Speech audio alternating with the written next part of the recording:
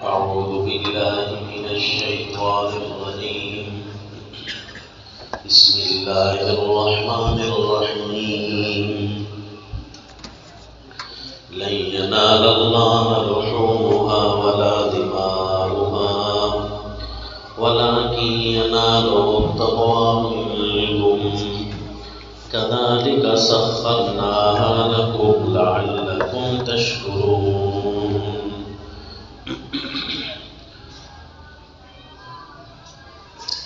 سورہ الحج آیت نمبر 37. پچھلے سبق میں جو آپ کو سورہ الحج کی خوبصورت ترتیب بتائی تھی انتہائی بدائع پر مشتمل ہے. جو تفسیر قرآن میں شوق رکھتے ہیں ان کے لیے بڑا ہی خوبصورت گلدستہ ہے. تو اس کا خلاصہ یہی تھا نا کہ سورہ الحج میں کرنے کے کاموں کا ذکر ہوگا. اسی لیے تو نفی شرک فعلی اس سورت کے اہم عنوانات میں سے ہے. اور سورہ الحج میں اللہ تعالیٰ سب سے پہلے تقوی کا حکم فرما رہے ہیں کہ نافرمانی نہ کرنا. بس تقوی کیسے کہتے ہیں؟ نافرمانی نہ کرنا. پھر 4 قسم کے لوگ بتائے، 3 قسم مخالفین کی اور 1 قسم اپنے لوگوں کی.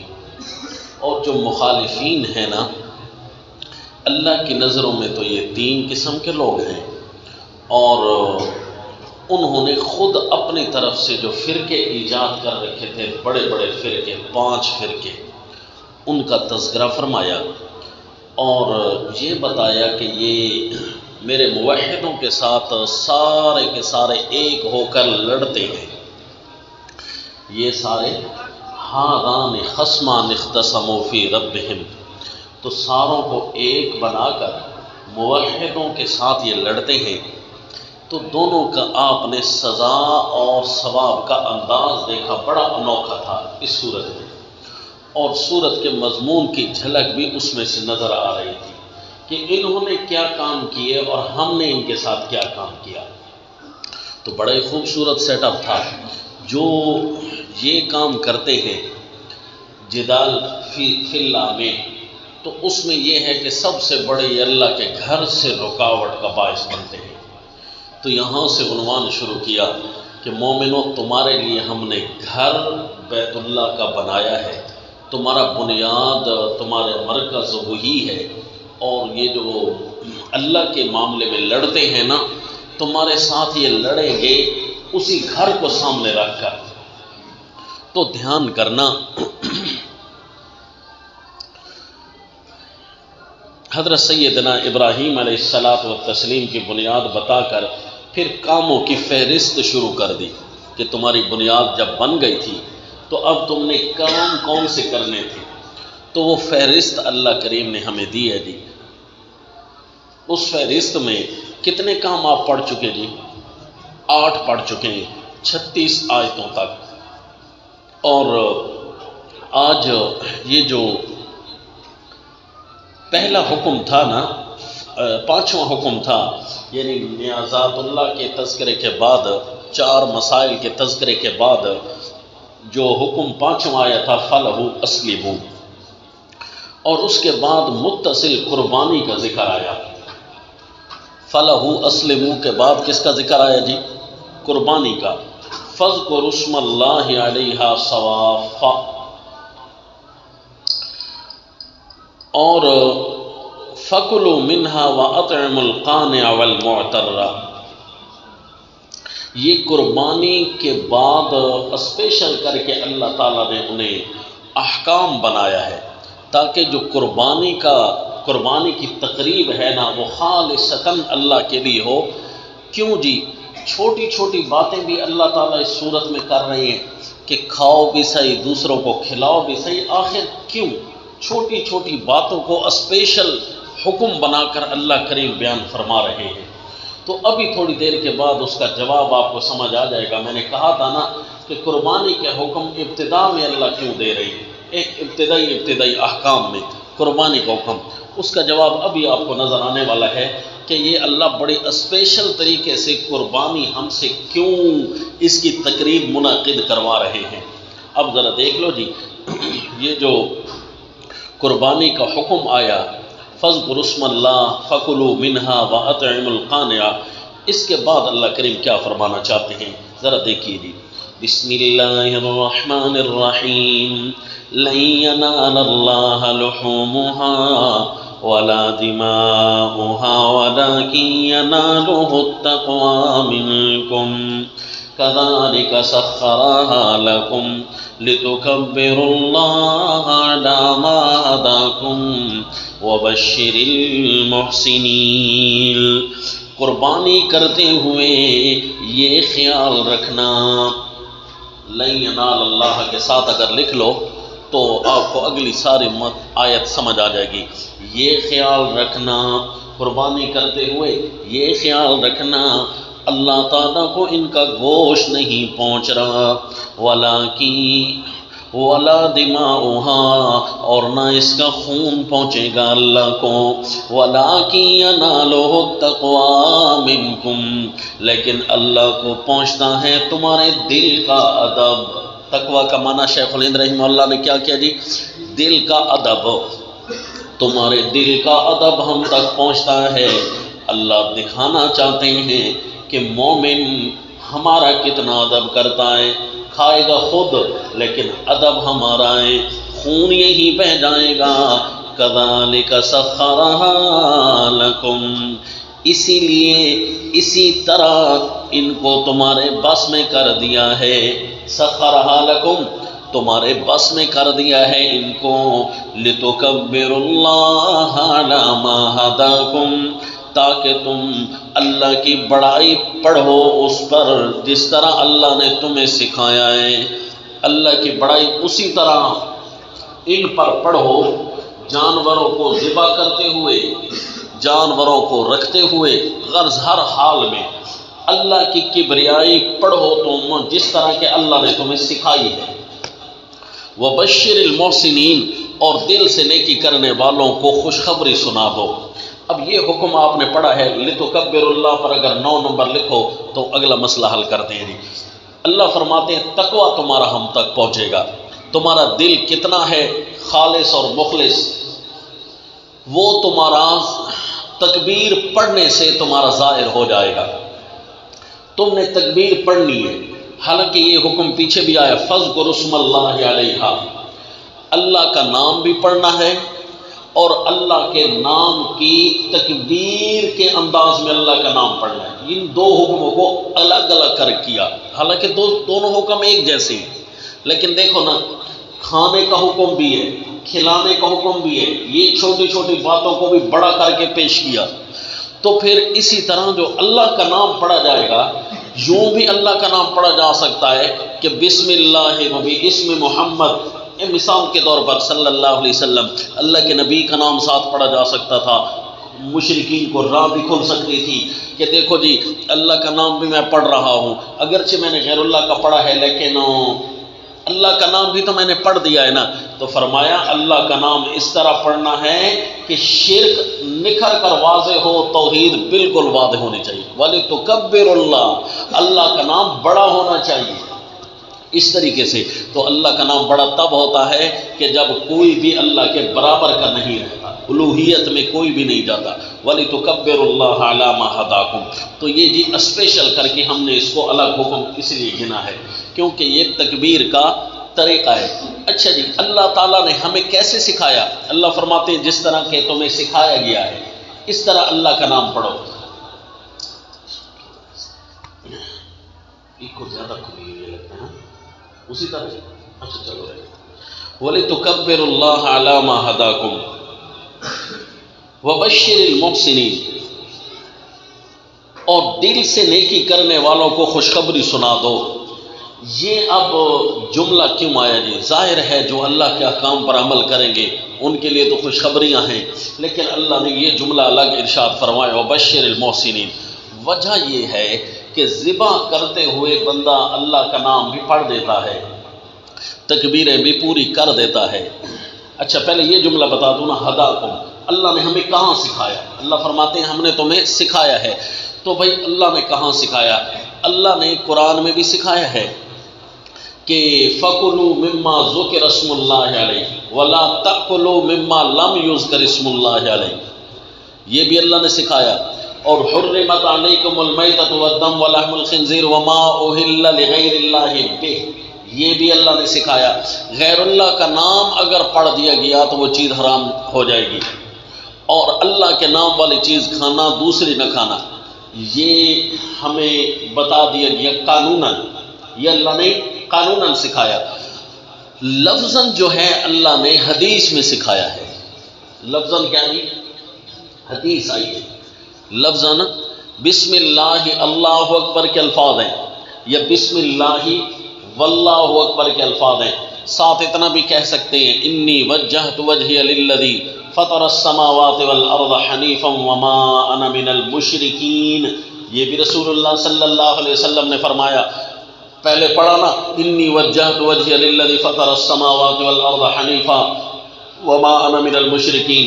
بسم اللہ اللہ اکبر، بسم اللہ واللہ اکبر کے الفاظ بھی ہیں، لیکن زیادہ روایتیں قوی اس بات کی ہیں کہ بسم اللہ اللہ اکبر، یعنی واو کو بھی دخل نہ ہو، اتنا خالص کرنا ہے کہ واو کو بھی دخل نہ ہو. تو یہ اللہ تعالیٰ نے ہمیں سکھایا ہے. تو یہ حجیت حدیث کی طرف بھی اشارہ آ گیا کہ اللہ نے تمہیں سکھایا ہے. بین ہی اسی طرح ایک لفظ آئے گا، ذرا اس کا حوالہ بھی نوٹ کراتا چلوں.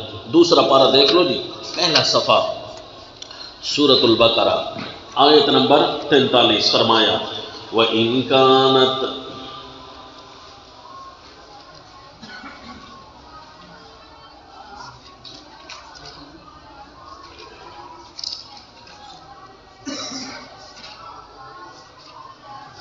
یہ سورہ البقرہ آیت نمبر 43. وَمَا جَعَلْنَا الْقِبْلَةَ الَّتِي كُنْتَ عَلَيْهَا إِلَّا لِنَعْلَمَ مَن يَتَّبِعُ الرَّسُولَ مِمَّن يَنقَلِبُ عَلَىٰ عَقِبَيْهِ، اور وہ جو ہم نے مقرر کیا قبلہ جس پر آپ پہلے تھے نا، وہ جو قبلہ ہم نے بنایا وہ اس لیے پہلے بنایا تھا کہ بعد میں جب تحویل قبلہ کریں گے تو دیکھیں گے کہ کون کون ہمارے احکام کے ساتھ ہمارے ساتھ ساتھ چل رہا ہے. الا لنعلم من یتبع الرسول.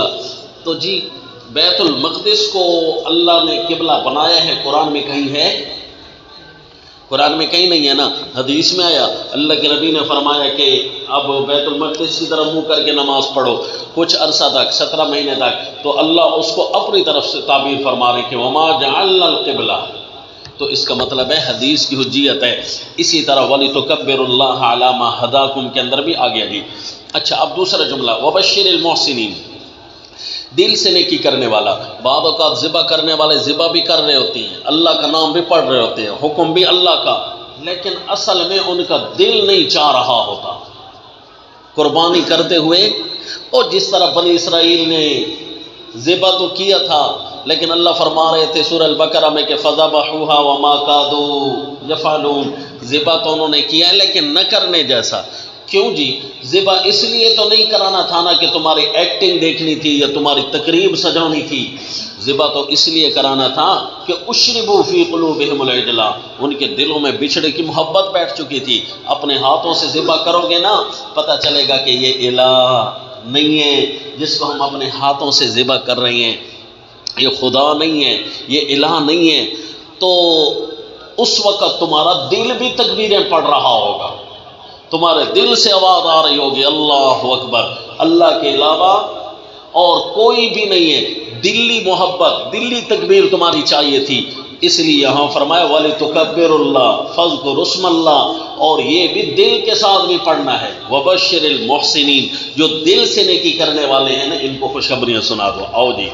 إِنَّ اللَّهَ يُدَافِعُ عَنِ الَّذِينَ آمَنُوا، بے شک اللہ تعالی یدافع دفاع کرتا ہے، دشمنوں کو ہٹا دے گا، عن الذین آمنوا مومنوں سے. ان اللہ لا يحب كل خوان کفور، اللہ پسند نہیں کرتا کسی بھی داغا باز کو، کل خوان کسی بھی داغا باز کو، کفور نا شکرے کو۔ اور جی اب یہ آیت کیسی لگے گی کہ قربانی کا حکم ہے اور اللہ فرماتے ہیں ان اللہ یدافع عن الذین آمنوا، پھر دوسرا جملہ ہے ان اللہ لا یحب کل خوان۔ اس کو ذرا ہوشیاری کے ساتھ آپ نے نوٹ فرمانا ہے۔ دیکھو جی اللہ کریم نے عقائد کے حکم 4 دیے، تحریمات اللہ، تحریمات غیر اللہ، نیازات اللہ، نیازات غیر اللہ، اس کی تفصیل کل آپ نے پڑھی۔ اس کے بعد فَلَهُ أَسْلِمُوا کا حکم آیا۔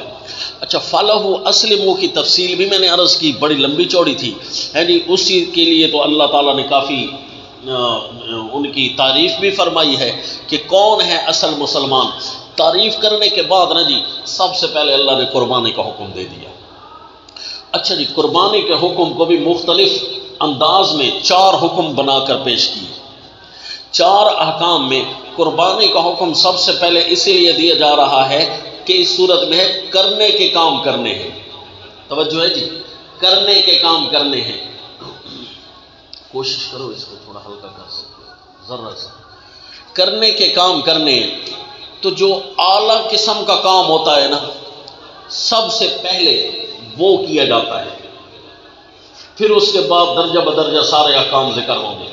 تو اعلیٰ درجے کا کام اعتقاد ہوتا ہے، عقیدہ ہوتا ہے، تو عقائد کا ذکر کیا، اور اس کے بعد اللہ نے ایک ایسا کام کرانا تھا جس کا ایمان کے بعد سب سے بڑا درجہ ہے۔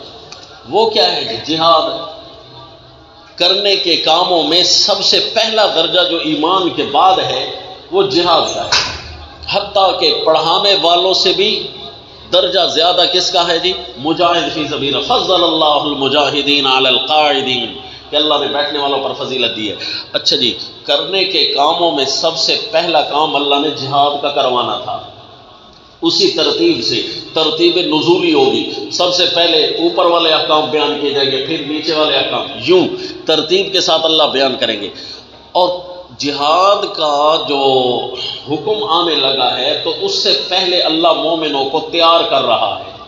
قربانی کا حکم پہلے دیا کہ تم پہلے جانوروں کی جان کے نذرانے پیش کرو، یہ تمہارے مال کا بھی نذرانہ ہے، جانوروں کی جان کا بھی نذرانہ ہے، اور اس سے تمہاری پریکٹس بھی ہوگی کہ یہ جو خون بہایا جاتا ہے نا یہ اصل میں جان کا بدلہ ہے، جان کا فدیہ ہے۔ وَفَدَيْنَاهُ بِذِبْحٍ عَظِيمٍ کہ حضرت ابراہیم علیہ السلام کی سنت ہے، اور وہ انہوں نے اپنے بیٹے کو جان کے طور پر پیش کیا تھا، تو اللہ تعالیٰ نے اس کی جگہ پھر ان جانوروں کا اجرا کیا۔ گویا اصل سبق تو نہ بھولے نا تمہیں، روزانہ ہر سال اللہ ہمیں یاد دلاتے ہیں، اصل سبق نہ بھولے کہ اگر تم قربانی کر رہے ہو اور روح جہاد نہیں جاگی تو سمجھ لو یہ ہماری قربانی عبادت نہیں تھی، یہ تقریب ہے جی۔ روزہ اگر اس کی روح نہ جاگے، روزے کی روح کیا ہے؟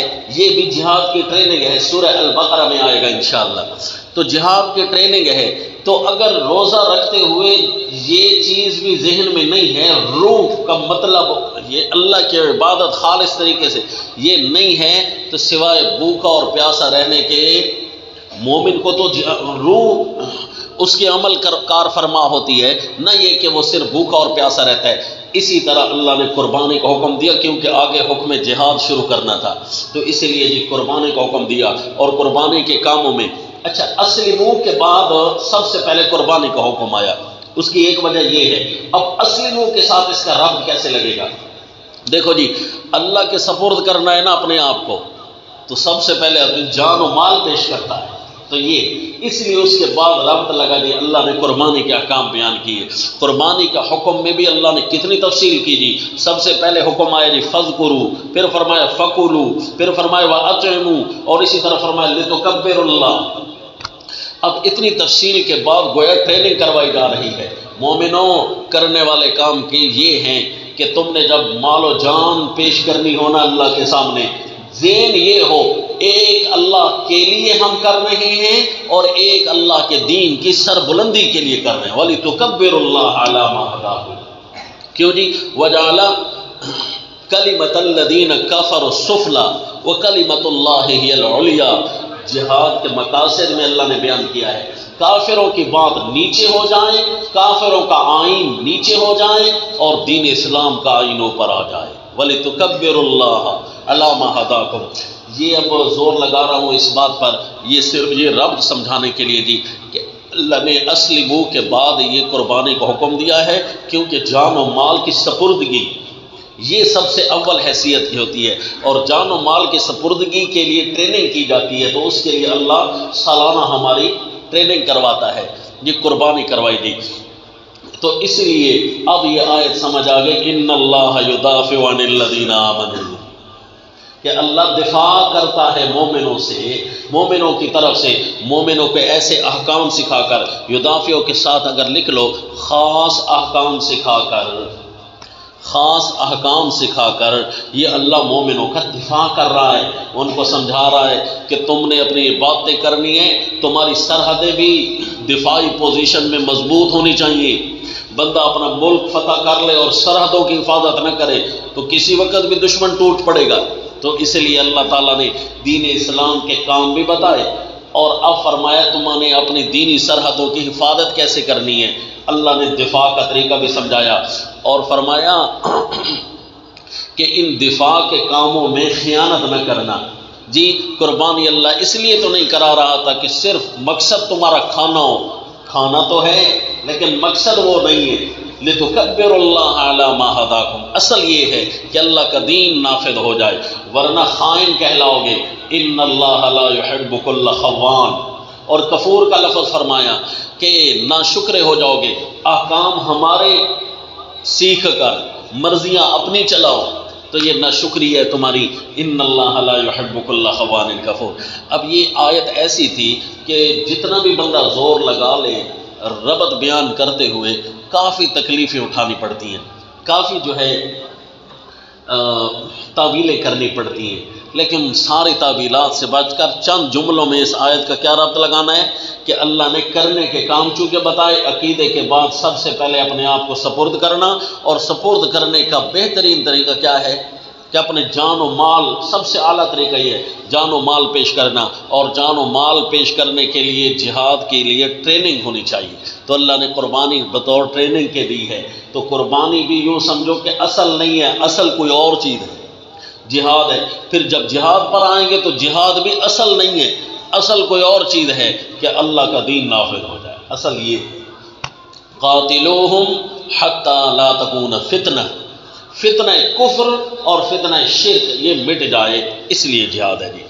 اب جیسے ہی یہ حکم ختم ہوا، اب آگے حکم نہیں، حکم آگے آئے گا۔ ابھی اللہ تعالیٰ نے بات جہاد کی شروع کر دی، اذن للذین یقاتلون بانہم ظلموا۔ ٹریننگ تمہیں میں کیوں کروا رہا تھا؟ اس لیے کہ تم نے جہاد کرنا تھا، اور جہاد کے لیے بھی اجازت ضروری ہے۔ کب؟ جب اس کے احکام پورے ہو جائیں تو اذن للذین یقاتلون بانہم ظلموا، اجازت دی گئی ہے ان لوگوں کو جن سے کافر لڑتے ہیں، اس واسطے کہ ان پر ظلم ہوا، کیونکہ وہ مظلوم ہیں، اس لیے اللہ نے مظلوموں کو اجازت دے دی ہے۔ وَإِنَّ اللَّهَ عَلَىٰ نَصْرِهِمْ لَقَدِيرٌ، اور بے شک اللہ ان کی مدد کرنے پر قادر ہے۔ الذین اخرجوا من دیارہم بغیر حق، یہاں اذن کی تھوڑی تشریح میں کروں گا لیکن یہ آیت پہلے پڑھ لیں۔ الذین اخرجوا من دیارہم، یہ مظلوم لوگ کون ہیں؟ جنہیں اپنے گھروں سے نکالا گیا بغیر حق، بغیر کسی وجہ کے، کوئی حق بھی نہیں تھا کسی کے نکالنے کا، الا ان یقولوا ربنا اللہ، مگر ان کا غلطی اور قصور یہ شمار کرتے تھے دنیا والے کہ وہ کہتے ہیں رب ہمارا اللہ ہے۔ کیا جی؟ رب ہمارا اللہ ہے۔ یہاں ہو سکتا تھا نا کہ الہ ہمارا اللہ ہے، تو اللہ نے یہاں کیوں فرمایا رب ہمارا اللہ ہے؟ کہ حاکم کا مضمون بھی چل رہا ہے نا، حاکمیت کا، کہ رب اسے کہتے ہیں جس کی ساری باتیں مانی جائیں۔ لا یتخذ بعضنا بعضا اربابا من دون اللہ، ایک دوسرے کو رب نہیں بنانا۔ ربنا اللہ یعنی توحید فی الالوہیت، توحید فی الحاکمیت، دونوں اسی آیت لفظ میں آ جاتی ہیں۔ الا ان یقولوا ربنا اللہ، مگر انہوں نے کہا تھا رب ہمارا اللہ ہے، ولو اس لیے ان کو گھروں سے نکالا گیا، ولولا دفع اللہ الناس بعضهم ببعض، اگر اللہ یوں لوگوں کو ایک دوسرے کے ذریعے نہ ہٹاتا، لہدمت صوامع وبیع وصلوات ومساجد، تو ڈھا دیے جاتے، گرا دیے جاتے، صوامع تکیے، وبیع مدرسے، وصلوات اور عبادت خانے، ومساجد اور مسجدیں، یذکر فیہا اسم اللہ کثیرا، جس کے اندر اللہ کا نام پڑھا جاتا ہے بہت زیادہ۔ وہ مسجدیں نہ گرتی جن کے اندر شرکیہ نعرے جاتے ہیں، جاگ رہے ہو، وہ مسجدیں کبھی نہ گرتی، وہ مدرسے نہیں گرتے۔ کافروں کو وہ مدرسے اچھے لگتے ہیں، وہ عبادت خانے اچھے لگتے ہیں جہاں صرف سیٹ سٹینڈ ہوتی ہے، اور وہ مسجدیں ان کو اچھی نہیں لگتی جس میں اللہ کے نظام کے نافذ ہونے کی بات کی جائے کہ مرضی اللہ کی ہے، زمین اللہ کی ہے تو مرضی اللہ کی چلے گی، تو وہی مسجدیں گرا دی جاتی ہے۔ یذکر فیہا اسم اللہ کثیرا، جس کے اندر اللہ کا نام پڑھا جاتا ہے بہت زیادہ۔ اچھا، وہ مسجدیں بھی کافر کم گراتے ہیں جن کے اندر کبھی کبھی مسئلہ بیان ہوتا ہے، وہ مسجدیں نشانے پر ہوتی ہیں کثیرا، جس میں اللہ کا نام پڑھا جاتا ہے بہت زیادہ، اس لیے وہ مسجدیں نشانے پر ہوتی ہیں۔ شروع میں بھی آپ نے پڑھا کہ جو کافر ہے، مجادل ہے، وہ اللہ کا جو دشمن ہے، وہ بھی بے دینی کہاں کرنا چاہتا ہے؟ مساجد کے اندر۔ اور اللہ نے بھی حضرت ابراہیم علیہ الصلاۃ والتسلیم کو سب سے پہلے مرکز بھی بنوایا مسجد کا، بیت اللہ کا۔ یہاں بھی فرما رہے ہیں اللہ کہ اگر یہ جہاد کا درس نہ ہوتا تو یہ مسجدیں نہ بچتی۔ اصل ٹارگٹ یہی ہے، کیوں جی؟ کفر کا ٹارگٹ یہی چیزیں ہیں کہ یہاں سے ان کو تیار کیا جاتا ہے۔ اگر ان کی تیاری کے مراکز ختم کر دیے جائیں نا تو پھر ان کی قوت منتشر ہو جائے، اس لیے مساجد اور ان جگہوں پر اٹیک ہوتا ہے۔ اور کافروں کا اٹیک جو ہوتا ہے صوامع، صومعہ کہتے ہیں بیٹھنے کی جگہ، تکیے، یعنی جہاں مسلمان بیٹھتے ہیں تکیے لگا کر، جہاں مسلمان صرف اس لیے بیٹھتے ہیں کہ آپس میں کوئی نہ کوئی شورا قائم کی جائے گی، اس کو گرا دیا جائے۔ وبیع مدرسے، کیونکہ یہاں بھی تو دین کی باتیں ہوتی ہیں، سکھائی جاتی ہیں، یہ بھی۔ وصلوات عبادت خانے عارضی، کوئی بھی عبادت خانہ ہو کہیں بھی لگا دیا جائے، اس کو بھی، وہ بھی صرف مذہبی سینٹر ہوتا ہے۔ اور اسی طرح مسجدیں، یہ بھی مذہبی جتنے بھی سینٹر ہیں، یہ کفر ان کو ختم کرنا چاہتا ہے۔ تو یہ بغیر کسی تعویل کے یہ باتیں آپ کو سنا دی۔ اب بیعون سے مراد یہ ہو، صوامع سے یہ ہو، صلوات سے یہ ہو، فلاں کا عبادت خانہ فلاں کا، تو یہ تو جہاد ہے۔ قرآن میں تو یہ بات نہیں ہے نا، قرآن تو اصل میں صرف انہی باتوں کو بیان کرنا چاہتا ہے جن باتوں کے اندر مقاصد ہیں اللہ تعالیٰ کے۔ تو یہ جتنی بھی جگہیں ہیں، مذہبی سینٹر ہیں، ان کے نام مختلف ہوتے ہیں، کوئی خیمگاہ کے نام ہوتی ہے، کوئی مدرسہ کا نام ہوتا ہے، کوئی مصلی ہوتا ہے، کوئی جائے نماز ہوتی ہے، کوئی مسجد ہوتی ہے اسپیشل، ہمیشہ ہمیشہ کے لیے رہ جانے والی، جن کے اندر اللہ کا نام پڑھا جاتا ہے، تو ان کو گرا دیا جاتا لوگوں۔ وَلَيَنْصُرَنَّ اللَّهُ مَن يَنْصُرُهُ إِنَّ اللَّهَ لَقَوِيٌّ عَزِيزٌ، اور اللہ ضرور مدد کرے گا ان کی جو اللہ کے دین کی مدد کرتے ہیں، جو اللہ کی مدد کے لیے آ گئے ہیں۔ حالانکہ اللہ کو مدد کی ضرورت تو نہیں تھی، لیکن ان کا دل تو نظر آ گیا ہے نا کہ یہ تو اپنا جان و مال پیش کر کے آ گئے ہیں، اس لیے پھر اللہ ان کی مدد شروع کر دیتا ہے۔ وَلَيَنْصُرَنَّ اللَّهُ مَن يَنْصُرُهُ إِنَّ اللَّهَ لَقَوِيٌّ، اللہ تعالیٰ کو مدد کی ضرورت تو نہیں ہے کیونکہ اللہ خود طاقتور ہے، عزیز، اللہ خود زور والا ہے۔ اللہ کے دین کے لیے جو کھڑا ہوتا ہے اللہ اس کی مدد کرتا ہے، اس لیے ان کو ناحق نکالا گیا تھا، آج میں اللہ ان کو اجازت دیتا ہوں۔ او زینا، اچھا جی، یہ اللہ نے اجازت دی ہے، اجازت عام ہے، اس میں کوئی مشروط اجازت لکھی ہوئی ہے جی کہ فلاں موقع ہو تو اجازت ہے، فلاں موقع نہ ہو تو اجازت نہیں ہے، نہیں جی، او زینا اجازت دی گئی ہے مظلوموں کو، یہ اللہ کی طرف سے ہے۔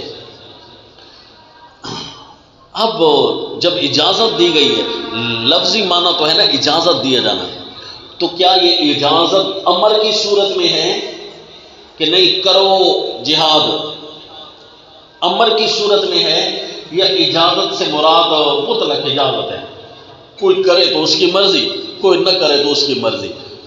تو اوزنا کا لفظ ہم نے کہا تھا نا کہ کتاب اللہ کی موافقت میں سارے معنی کر رہے ہیں، کہ کتاب اللہ یہاں اجازت دے رہی ہے، تو جب اجازت دی جا رہی ہے تو اس لیے کوئی بھی جہاد کے لیے کھڑا ہو جائے کسی کو آپ غلط نہیں کہہ سکتے، چاہے اس کے پاس پاور تھی یا اس کے پاس پاور نہیں تھی۔ ہاں جس کے پاس پاور نہیں ہوتی نا اس کو بندہ مشورے دیتا ہے، بھائی سیف طریقہ اختیار کرنا، دین کے دفاع کے لیے جا رہے ہو، اللہ تیری مدد کرے، اس کے پاؤں تو نہیں نہ پکڑیں گے، اس کے پاؤں کو پکڑنا بھی نہیں چاہیے کہ بھائی تو جہاد نہ کر، کیوں نہ کرے، اللہ کی اجازت دے رہا ہے۔ تو لہذا جو بھی جہاد کے لیے کھڑا ہو رہا ہے الف با جیم، چاہے اس کی داڑھی مونچھ ہو چاہے نہ ہو، مرضی، جس کے جتنے پاس گناہ ہیں لیکن وہ جہاد والا ثواب کر رہا ہے تو کرنے دو، لہذا اس کو کسی طریقے سے بھی اس کے پاؤں کو پکڑ نہیں سکتے آپ، چاہے کوئی بھی آ جائے۔ البتہ جب امر آتا ہے نا جہاد کا کہ اب جہاد کرو، تو اس وقت کچھ شرائط ہوتی ہے، اللہ کی طرف سے اجازت ہر کسی کو ہے، البتہ جب حکم ہوتا ہے نا تو وہ مشروط حکم ہے، وہ سورہ الانفال میں آپ پڑھیں گے کیا جی، کہ وہ اس وقت اللہ فرماتے ہیں کہ ایک نسبت دو کی طاقت ہو تو تمہارے اوپر جہاد فرض ہے، تو اس وقت جہاد فرض ہوتا ہے جب طاقت کتنی ہو، ایک نسبت دو کی۔ آئے ذرا دیکھ لو تاکہ یہ بار بار مضمون آئے گا تو آپ کو میں اشارہ کر دوں گا کہ یہ مضمون گزر چکا ہے۔ یہ دیکھو جی سورہ الانفال 10واں پارہ کہ جہاد فرض کب ہوتا ہے، علی العین، ہر بندے پر فرض کب ہوتا ہے۔ یہ دیکھو جی آیت نمبر 65 66 ان پر، یا ایھا النبی حرض المؤمنین علی القتال، اے نبی شوق دلائیے، ابھاریے مومنوں کو جہاد پر، شوق دلائیے، اس کا مطلب ہے ایسے ڈرپوک گفتگو نہیں کرنی چاہیے جس میں مومنوں کو بجائے اس کے کہ جہاد کی شوق ہو مومن ڈرنے لگ جائے، اوے ڈرتے ڈرتے مر جاؤ گے، اس سے بہتر ہے بہادرانہ طریقے سے مرنا چاہیے۔ کیوں جی، تو قرآن کے جتنے بھی احکام ہیں اس کے لیے اگر ہم مرنے نہیں آئے تو پھر کس چیز کے لیے مرنے آئے؟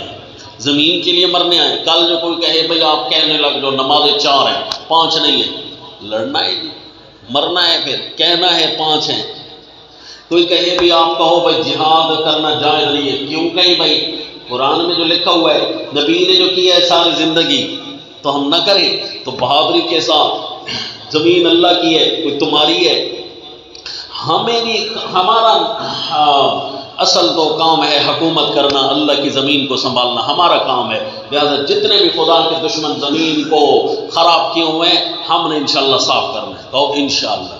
حرض المؤمنین علی القتال، شوق دلا مومنوں کو جہاد کی، یکم منکم 20 صابرون یغلبوا 200، اگر وہ ہوں گے 10 تو ڈٹ کر رہنے والے، یغلبوا 200 غالب آ جائیں گے 200 پر، وَإِن يَكُن مِّنكُم 100 اگر تم میں سے مجاہدین 100 ہوئے نا، یغلبوا 1000 من الذین کفروا تو وہ غالب آ جائیں گے 1000 کافروں پر، کیونکہ بِأَنَّهُمْ قَوْمٌ لَا يَفْقَهُونَ وہ ایسی قوم ہے جن کو سمجھ کوئی چیز نہیں ہے۔ مومن چھوڑے ہو کر بھی اپنا عقل چلا لیں گے، ایسے ایسے طریقے ڈھونڈ لیں گے کہ غالب آ جائیں گے، لیکن الآن خفف اللہ عنکم، یہ تھا جی 1:10، 1:10 کی طاقت تھی تو جہاد فرض ہو گیا تھا، لہذا مومنوں کو جہاد کے لیے نکالو، سامنے 10 کی تعداد میں ہیں اور تم 1 ہو تو لڑو، اور فرمایا تم 100 ہو اور سامنے 1000 کی تعداد میں ہے تو لڑو، لیکن اب اللہ فرماتے ہیں الآن خفف اللہ عنکم، اب میں اللہ نے بوجھ ہلکا کر دیا ہے تم پر، وعلم ان فیکم ضعفا، اور اللہ نے جان لیا ہے کہ تمہارے اندر کمزوری ہے، فَإِن يَكُن مِّنكُم مِّئَةٌ، اگر تم میں سے کوئی 100 ہونا، صابرۃ، بشرطے کہ وہ ڈٹ کر رہنے والے ہوں، یغلبوا 200، غالب آ جائیں گے 200 پر، وَإِن يَكُن مِّنكُمْ أَلْفٌ يَغْلِبُوا 2000 بِإِذْنِ اللَّهِ، اگر وہ ہوں گے 1000 تو غالب آ جائیں گے 2000 پر بِإِذْنِ اللَّهِ، اللہ کے حکم سے۔ اب آ گئی جی 1 نسبت 2 کی طاقت۔ اللہ فرماتے ہیں اچھا تم میں سے اگر 100 ہونا، اگر دشمن 200 کی تعداد میں ہو تو پھر لڑنا ضروری ہے، اگر دشمن 1000 کی تعداد میں ہے تو پھر تم اپنی قوت جمع کرو۔ تو یہ فرض علی العین کب ہوتا ہے؟ جب دشمن کے آدھ جتنی طاقت، کیا سمجھ آیا؟ دشمن کے آدھ جتنی طاقت ہو نا تو اس وقت یہ لڑنا فرض ہو جاتا ہے۔ تو لہذا کسی بھی جگہ پر، کسی بھی زمین پر جب بھی آپ کے پاس دشمن کے آدھ جتنی طاقت آ گئی ہے تو پھر اس جگہ کو پاک کرنا شروع کر دیجئے، کیونکہ زمین اللہ کی ہے، کسی نے خرید دی تو ہے نہیں ہے جی، زمین اللہ کی ہے تو مرضی اللہ کی نافذ کرے گی۔ جس طرح کہ ہمارے ملک پاکستان کے تمام افواج پر جہاد فرض عین ہے، جہاد، کیونکہ یہ ایٹمی قوت پر جہاد فرض نہیں ہے تو پھر ہمیں تو سیب کاٹنے والا چاقو بھی نہیں اٹھانے دیتے، پھر ہم پر فرض ہوگا جی، ہم سے تو سب کچھ کھینچ لیتے ہیں، چھین لیتے ہیں۔ بہرحال اگر یہ کہیں کہ تنخواہیں ہم لیتے ہیں اور اسلحہ تم لے جاؤ تو بسم اللہ، ہمیں یہ سودا بھی سستا ہے، ہم پھر بھی تیار ہیں، تنخواہیں تم لو، ہمیں آگے آنے دو، انشاءاللہ منٹوں میں اللہ کی زمین پر اللہ کا نظام نافذ ہوتا دیکھو گے انشاءاللہ۔ صحابہ اکرام کو 50 سال لگے، پوری دنیا پر سپر پاور حکمران بن چکے تھے، سپر پاور حکمران، کیسر و کسرا مٹی میں مل چکے تھے، پانیوں پر حکومت آ گئی تھی، صحابہ اکرام رضوان اللہ تعالی علیہ مجمعین، سمجھا جی؟ تو فرمایا یہ تو ہے جب فرض علی العین ہوتا ہے، لہذا آپ لوگوں پر اگر فرض علی العین نہیں ہے، کسی بھی کفر کے ملک میں آپ رہتے ہوں، کسی بھی جگہ پر رہتے ہوں، روس امریکہ میں رہنے والے مسلمان، اگر وہ سمجھیں کہ ہمارے اوپر بھی کافروں کی حکومت ہے، ممکن ہی نہیں ہے کہ یہ کبھی جہاد کے لیے کھڑے ہوں، کیونکہ کافر جو ہیں، تو لہذا اس وقت آپ کے لیے ضروری کیا ہے، آپ کے لیے فرائض کیا ضروری ہیں، اس کے لیے سورہ آل عمران میں اللہ تعالیٰ طریقہ کار بتاتے ہیں۔ کیا جی؟ سب سے پہلا حکم آئے گا انشاءاللہ وہ سورہ جب پڑھیں گے کہ وَاعْتَصِمُوا يَا أَيُّهَا الَّذِينَ آمَنُوا اتَّقُوا اللَّهَ حَقَّ تُقَاتِهِ وَلَا تَمُوتُنَّ إِلَّا وَأَنْتُمْ مُسْلِمُونَ، اپنے اسلام کو پھیلانا شروع کر دو کسی طریقے سے، وَاعْتَصِمُوا بِحَبْلِ اللَّهِ جَمِيعًا وَلَا تَفَرَّقُوا۔ دوسرا قانون یہ ہے کہ جب دستور لاگو کرو نا اپنی زندگیوں پر، قرآن کو پڑھانا شروع کر دو، قرآن کو لاگو کرنا شروع کر دو، صبح و شام تمہارا زور یہ لگے۔ لاہ عمل ہمارا کیا ہونا چاہیے؟ لوگ لاہ عمل بھول چکے ہیں، کبھی کیا لگا رہے ہیں، کبھی 3 دن، کبھی 6 دن، کبھی 20 دن، بس اتنا ہی ختم، پھر چھٹی ہو جائے۔ او خدا کے بندو، لاہ عمل ہمارا بہت بڑا ہے، ہماری محنت کھڑی ہے، جتنے بھی لوگ نظر آ رہے ہیں ساروں کو کم از کم قرآن تو پڑھانا شروع کر لیں۔ جب قرآن پڑھیں گے تو آنکھیں لگ جائیں گی کہ نہیں لگ جائیں گی؟ ہر ایک کو احکام آنا شروع ہو جائیں گے کہ نہیں؟ تو یہ فرائض ہیں اس وقت ہمارے لیے چل رہے ہیں۔ باقی ان لوگوں پر جن کے پاس اسلحہ اٹھانے کی طاقت ہے ان پر یہ فرائض چل رہے ہیں کہ اب دشمن کا صفائی شروع کریں، اور جس کو اسلحہ اٹھانے کی طاقت نہیں ہے ان کے فرائض کیا ہیں؟ جہاد کی زمین بنانا شروع کر دو۔ صبح و شام آپ کی محنت اس پر صرف ہونی چاہیے، اللہ ہماری مدد کرے، کہو آمین۔ یعنی صبح و شام ہماری محنت کا مرکز یہ ہونا چاہیے کہ جو ہمارے اوپر فرض ہے وہ ہم پورا کریں۔ وہ فرض ہے کہ لوگوں کو مسلمان بنانا شروع کریں، لوگوں کے عقائد پر محنت شروع کریں، لوگوں کو قرآن پڑھانا شروع کر دیں تاکہ کسی ذریعے لوگ قرآن پر آ جائیں۔ یہ ہماری کوشش ہے، اور یہ لاہ عمل چھوٹا تو نہیں ہے جی، بڑا ہے نا۔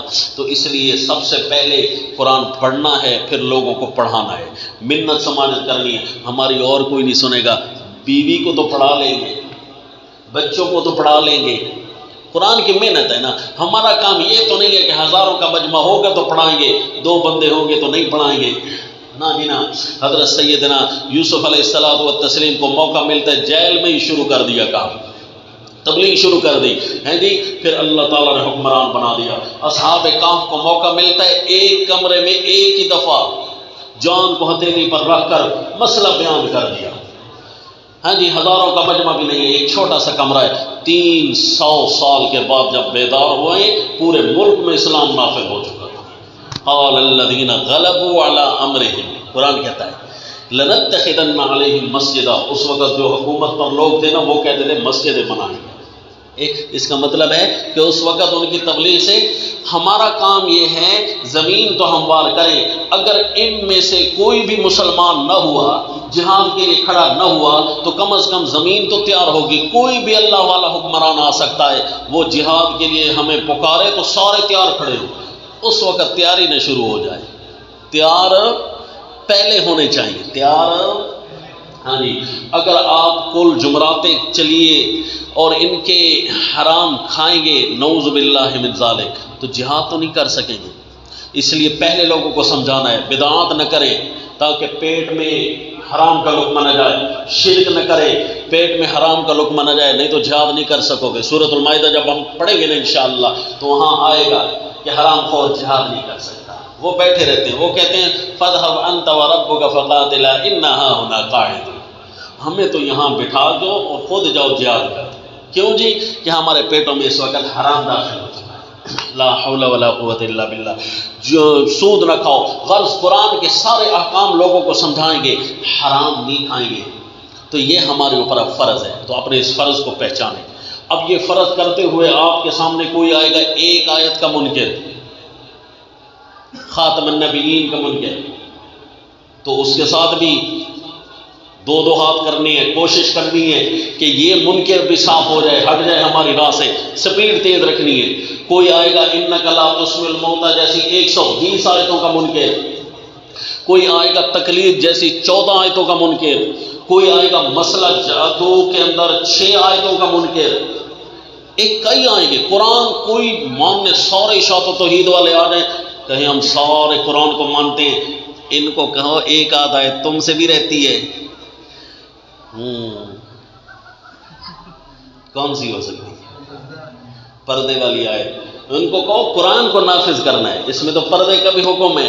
تو اس لیے بھائی کوئی بھی سامنے آئے ہم نے ساروں کو ہٹا کر اپنی سپیڈ کو تیز رکھنا ہے. کہو انشاءاللہ. تو جب اللہ کی زمین پر اللہ کا قرآن نافذ کرنے والے آ جائیں گے نا اور کوئی نہ آیا تو سیدنا عیسیٰ علیہ السلام تو تشریف لائیں گے ہیں جی. وہ تو اعلان جہاد کریں گے تو اس وقت سارے لبیک کہنے والے تیار ہونے چاہیے. ہمارا کام ہے محنت کرنا، کوئی بنے یا نہ بنے یہ ہمارا نہیں کام، یہ اللہ کا کام ہے. اللہ ہم سے پوچھے جو تیرے ذمہ فرض تھا تو نے پورا کیا کہ نہیں. یا اللہ میں کرتا تو صحیح لیکن میرے لیے پرابلم یہ تھی کہ میں یہ والا مسئلہ اگر بیان کرتا تو مجھے چندہ کوئی نہ دیتا، یہ والا مسئلہ بیان کرتا تو پھر میرا مدرسہ نہ چلتا، یہ والا مسئلہ بیان کرتا تو مسجد میں بجلی کے بل کون دیتا. اللہ فلاں فلاں فلاں مسئلہ بھی میں چھوڑ کے آیا ہوں. لا حول ولا قوت الا باللہ. استاد فرماتے ہیں کئی آیتیں ایسی بھی ہوتی ہیں کہ 40 سال گزر جاتے ہیں لیکن ان آیتوں کا نمبر مسجد میں آتا ہی نہیں ہے. اگر ترتیب سے بھی بیان کرتا تو ساری آیتوں کے نمبر آتے نا. تو کبھی کبھی فلاں فلاں آیت چھوڑ کر کیوں گزر جاتا تھا؟ ڈر لگتا تھا تجھے؟ جی تجھے میں نے مسجدیں بنانے کے لیے بھیجا تھا. میرے نبی کو تو مسجد سے نکال دیا گیا تھا کعبۃ اللہ سے.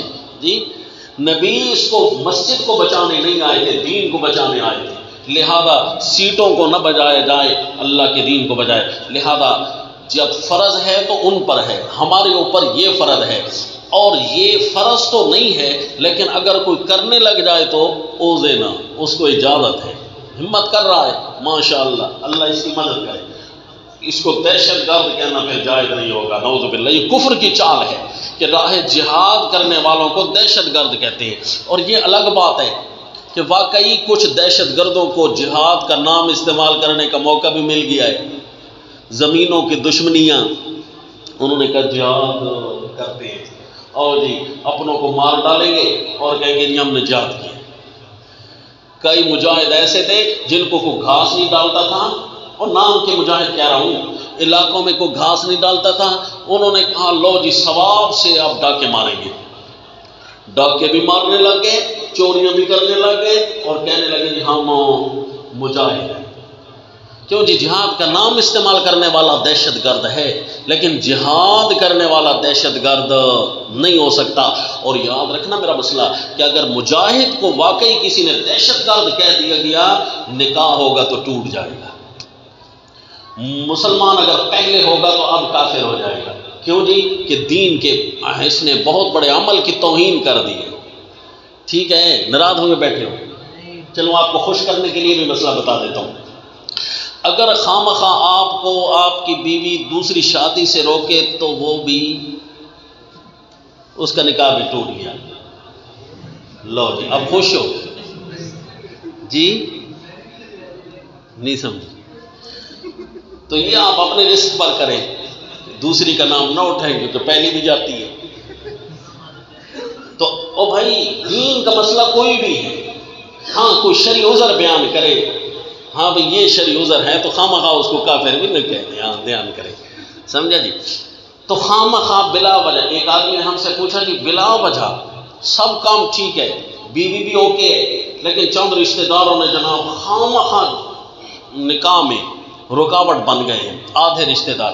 ہم نے کہا پہلے تو ان کو کہو کسی عالم سے مسئلہ پوچھیں کہ ہمارا نکاح باقی ہے کہ نہیں، تیرے دوسری کے پیچھے پڑ گئے اور اپنی پہلی بھی گنوا بیٹھے۔ لہذا دین اسلام کا کوئی بھی مسئلہ ہے اس کو چیلنج کرنا یہ ایمان سے ہاتھ دھونا ہے۔ ہاں تو کوئی وجہ بیان کرے، خامخواہ جو آپ کو کوئی نماز نہ پڑھنے دے تو کافر ہو جائے گا نا، یا تو کوئی وجہ بیان کرے کہ بھائی اس کا وضو نہیں تھا، میں نے اس لیے اس کو مسجد میں نہیں آنے دیا۔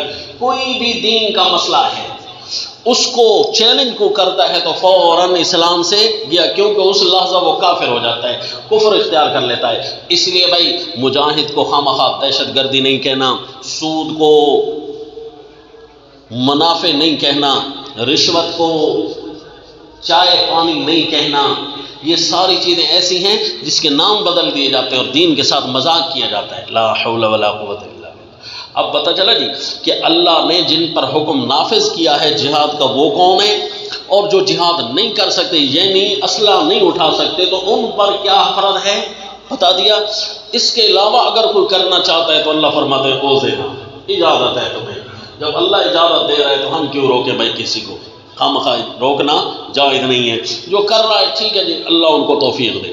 الذین مکناہم فی الارض، یہ کون جن کو اجازت دی جا رہی ہے، یہ کون ہے جی؟ الذین مکناہم فی الارض اقاموا الصلاة وآتوا الزکاة وامروا بالمعروف ونہوا عن المنکر وللہ عاقبۃ الامور۔ یہ وہ لوگ ہیں کہ اگر ہم ان کو زمین میں قدرت دے دیں، مکناہم فی الارض، اور جن کو جہاد کا حکم ہوا ہے جی، اگر ہم ان کو طاقت دے دیں ملک میں، اقام الصلاۃ، نماز قائم کریں گے، وآتوا الزکاۃ، اور زکوٰۃ ادا کریں گے، وامروا بالمعروف ونہوا عن المنکر، اور حکم کریں گے اچھے کاموں کا اور روکیں گے برے کاموں سے، دین کے کام چلانا شروع کر دیں گے۔ خالص دیندار لوگ ہیں یہ، ان میں کوئی پیٹ پرست نہیں ہے، ان میں صرف کوئی وظیفہ خور نہیں ہے، بلکہ یہ وہ کام کریں گے۔ اقام الصلاۃ، آتوا الزکاۃ، امروا بالمعروف ونہوا عن المنکر۔ اچھا جی، آپ نے دیکھا آیت نمبر 35 میں جب اللہ مسلمان، خالص مسلمان کی تعریفیں کر رہا تھا تو وہاں بھی اللہ کریم نے یہی فرمایا، وجلت قلوبہم والصابرین علی ما اصابہم والمقیم الصلاۃ۔ اسی طرح سیدنا ابراہیم علیہ الصلاۃ والتسلیم کو بھی فرمایا کہ بنیاد بناؤ دین کی، مکان بناؤ بیت اللہ کا، وطہر بیتی للطائفین والقائمین والرکع السجود۔ تو یہ سارے فضائل مومنین ہیں، یہ مومنین کے طرز اور طریق اللہ بتا رہا ہے کہ مومنوں کا راستہ یہ ہے۔ یہ تو نہیں کہ اگر کوئی علاقہ فتح ہو جائے تو وہاں پر ڈھول ڈھمکے شروع کر دیں، کوئی علاقہ فتح ہو جائے تو گانے بجانے شروع کر دیں، کوئی علاقہ، یہ تو مجاہد نہیں ہوتے، نہیں سمجھے؟ تو یہ مجاہدوں کا نام استعمال کر رہے ہوتے ہیں۔ اور یاد رکھو جہاد تو اتنی اعلیٰ چیز ہے، اتنی اعلیٰ چیز ہے کہ خود نبیوں کے نبی نے کیا ہے صلی اللہ علیہ وسلم۔ صحابہ نے پوچھا اللہ کے نبی آپ جہاد کے جو فضائل سنا رہے ہیں قرآن سے، کوئی ایسا بھی نیک عمل بتا دیجیے ہمیں کہ ہم جب جہاد نہ کر رہے ہوں تو وہ نیک عمل کرنے لگ جائیں تاکہ مجاہد کے برابر ہو جائیں. کوئی ایسا وظیفہ بھی ہمیں بتا دیجیے. تو اللہ کے نبی نے فرمایا لا تستطيعون، تمہاری طاقت نہیں ہے مجاہد کے برابر ہونے کی. دوبارہ صحابہ نے پوچھا اللہ کے نبی کریں گے کوئی کام تو ہو نہ ایسا جو مجاہد کے برابر ہو جائے. اللہ کے نبی نے فرمایا لا تستطيعون، تم مجاہد کے برابر نہیں ہو سکتے. تیسری دفعہ بھی پوچھا اللہ کے نبی نے فرمایا لا تستطيعون، تم مجاہد کے برابر نہیں ہو سکتے. پتہ ہے کیوں؟ مجاہد یوں ہوتا ہے نا کہ جب اپنے گھر سے نکلتا ہے یوں سمجھو کسی نے نماز کی نیت باندھ لی، سال لگا، 2 سال لگے، مہینہ لگا، 6 دن لگے، جتنے تک گھر واپس نہیں آتا سمجھو نماز کی حالت میں ہے. اب اتنی نماز پڑھ سکتا ہے نہیں نا. اور گھر سے صرف اتنا نہیں، گھر سے نکلنے والا ایسا ہے جیسے اس نے روزہ رکھ لیا ہے، اور جب تک گھر واپس نہیں آتا سمجھو وہ روزے کی حالت میں ہے. کل قائم صائم دائم. تو پھر ایسا کر سکتے ہو؟ نہیں نہ کر سکتے ہو. مجاہد کو کوئی نہیں پہنچ سکتا. لغدوۃ فی سبیل اللہ، تم تو ساری زندگی کی برابری کر رہے ہو نا. لغدوۃ فی سبیل اللہ او روحۃ خیر من الدنیا وما فیہا. وہ ایک صبح راہ جہاد میں لگا دیں یا ایک شام راہ جہاد میں لگا دیں، ساری دنیا کی دولتیں اکٹھی کر لو اور زمین و آسمان سورج چاند کو اکٹھا کر لو اور اس کی قیمت میں دے دو نا کہ آج اس کی دیہڑی اتنی بنی ہے، تب بھی نہیں بن سکتی. اتنی زیادہ اس کا اجر اللہ نے رکھا ہوا ہے. موضع و صوت احد، ایک کوڑے جتنا، ایک لحظے جتنا بندہ وقت گزار لینا جہاد کے اندر، وہ بھی دنیا معافی حاصل دیتا ہے.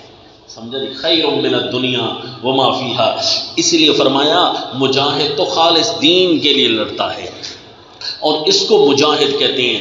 اذن للذین یقاتلون، تیار کیا نا اللہ نے قربانی کا حکم دے کر، تو کیا اللہ نے شان بیان کر دی جی مجاہدین کی. کیا بات ہے جی. آگے آ جاؤ. وَإِن يُكَذِّبُوكَ فَقَدْ كَذَّبَتْ قَبْلَهُمْ قَوْمُ نُوحٍ وَعَادٌ وَثَمُودُ. کرنے کے کام کرنے ہیں، یعنی یہ کام بھی کرنا ہے تم نے تاکہ تمہارے اندر ہمیشہ راہ جہاد اور جان کو ہتھیلی پر رکھ کر دین کا کام کرنے کی ہمت تمہارے اندر پیدا ہو جائے. یہ نہیں کہ ڈرپوک بھی اللہ کو پسند نہیں، بے عقل بھی اللہ کو پسند نہیں، بہادر اور عقل مند اللہ کو پسند ہے. سورۃ طٰہٰ میں آپ سبق پڑھ چکے ہیں. او جی. وَإِن يُكَذِّبُوكَ فَقَدْ كَذَّبَتْ قَبْلَهُمْ قَوْمُ نُوحٍ وَعَادٌ وَثَمُودُ وَقَوْمُ إِبْرَاهِيمَ وَقَوْمُ لُوطٍ وَأَصْحَابُ مَدْيَنَ وَكُذِّبَ مُوسَىٰ. اے میرے پیغمبر، انہوں نے آپ کو گھروں سے نکال دیا، یہ آپ کو مارنے لگ گئے، آپ کو گھروں سے نکال دیا. اب آپ کو جہاد کا حکم آ رہا ہے، مانتے نہیں ہیں یہ لوگ آپ کو. تو اسی طرح قوم نوح نے، قوم عاد نے، قوم ثمود نے، قوم ابراہیم نے، قوم لوط نے، اصحاب مدین نے، اصحاب موسیٰ، 7 قوموں کا ذکر فرمایا کہ انہوں نے بھی تو نہیں مانا تھا نا. فَأَمْلَيْتُ لِلْكَافِرِينَ، پھر میں نے ڈھیل دی منکروں کو. ثُمَّ أَخَذْتُهُمْ، پھر میں نے ان کو پکڑ لیا. فَكَيْفَ كَانَ نَكِيرِ، سو کیسے ہوا میرا پکڑنا، پھر کیسے رہا میرا پکڑنا. آج میں اللہ تمہیں جہاد کا حکم دے کر اپنی پکڑ ان کافروں پر بھیج رہا ہوں. جی یہ انہوں نے بھی نہیں مانا تھا نا،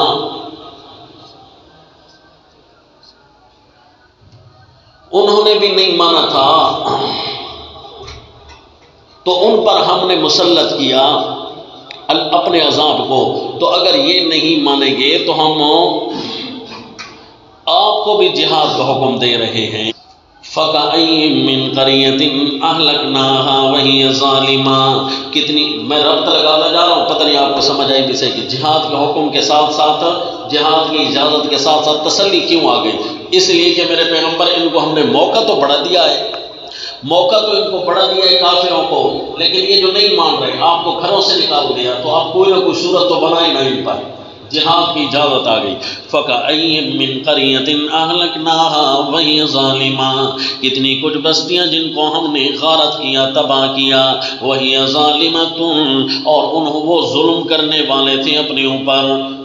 ظلم ہر قسم کا، اور سب سے بڑا ظلم کیا ہے کہ شرک کا، ان الشرک لظلم عظیم، اب ظلم کرنے والے تھے، سب سے بڑا ظلم جس شرک کا تھا۔ فَهِيَ خَاوِيَةٌ عَلَىٰ عُرُوشِهَا، سو وہ گری پڑی ہیں اپنے چھتوں پر۔ خَاوِيَةٌ عَلَىٰ عُرُوشِهَا، دیکھو جی اللہ مختلف صورتوں میں یہ وہی بھی یہ تخویف بھی سنائیں گے کہ فَهِيَ خَاوِيَةٌ عَلَىٰ عُرُوشِهَا، کہ یہ اپنی چھتوں پر گری ہوئی ہے۔ دیکھو جی چھتوں پر گرتی یوں ہیں، پہلے دیواریں گرتی ہیں، پہلے چھتیں آ کر گرتی ہیں، پھر ان کے اوپر دیواریں گرتی ہیں۔ ویران بستیوں کا حال یہی ہوتا ہے، جو زلزلے سے گرتی ہیں نا وہ چھتوں پر نہیں گرتی بلکہ چھتیں ان کے اوپر آ کر گرتی ہیں۔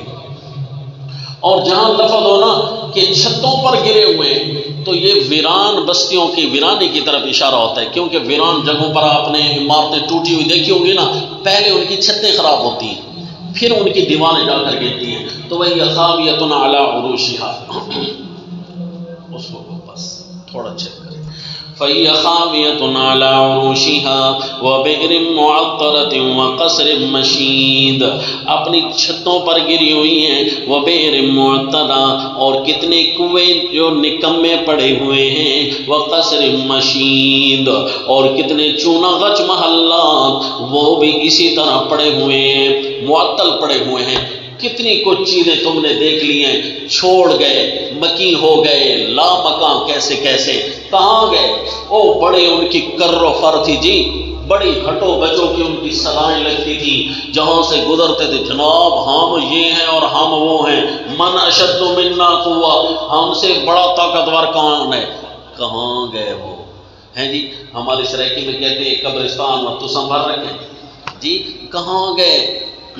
سارے اسی طرح کر و فر والے ختم ہو گئے۔ میرے پیغمبر یہ جو آج دین کو للکار رہے ہیں نا، ان کو کہہ دو عذاب قریب آ چکے ہیں، تمہارے عذاب، یعنی ابھی تک ان کو تخاویف دی جا رہی ہے۔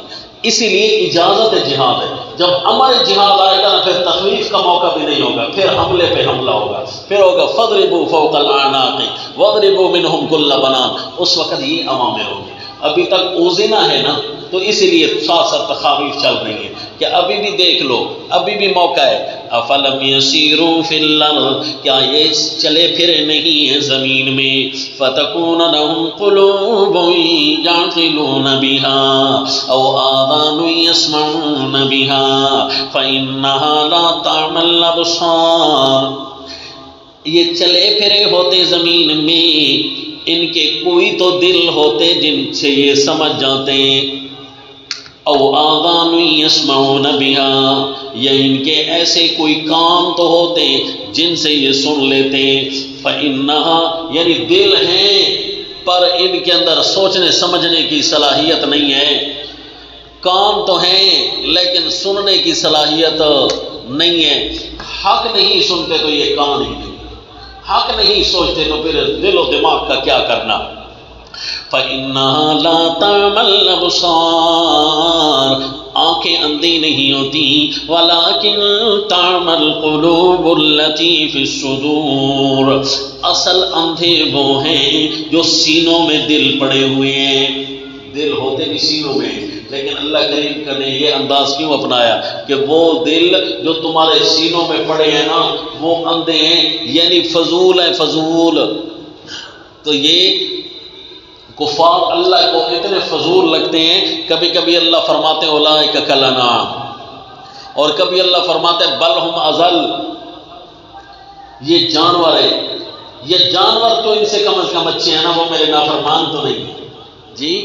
تو کبھی کبھی اللہ اتنا بھی فرما دیتے ہیں وَلَكِنْ تَعْمَى الْقُلُوبُ الَّتِي فِي الصُّدُورِ، اندھے بن گئے، ہم ان کو دلائل دیتے جا رہے ہیں، ان کو سمجھاتے جا رہے ہیں، پچھلی قوموں کے حالات بتاتے جا رہے ہیں، اتنے اندھے ہو چکے ہیں کہ وَيَسْتَعْجِلُونَكَ بِالْعَذَابِ، نیچے لکھو گے تو رابط لگ جائے گا، یعنی دلائل سے اتنے اندھے ہیں کہ وہ نظر نہیں آتا اور عذاب مانگ لیتے ہیں۔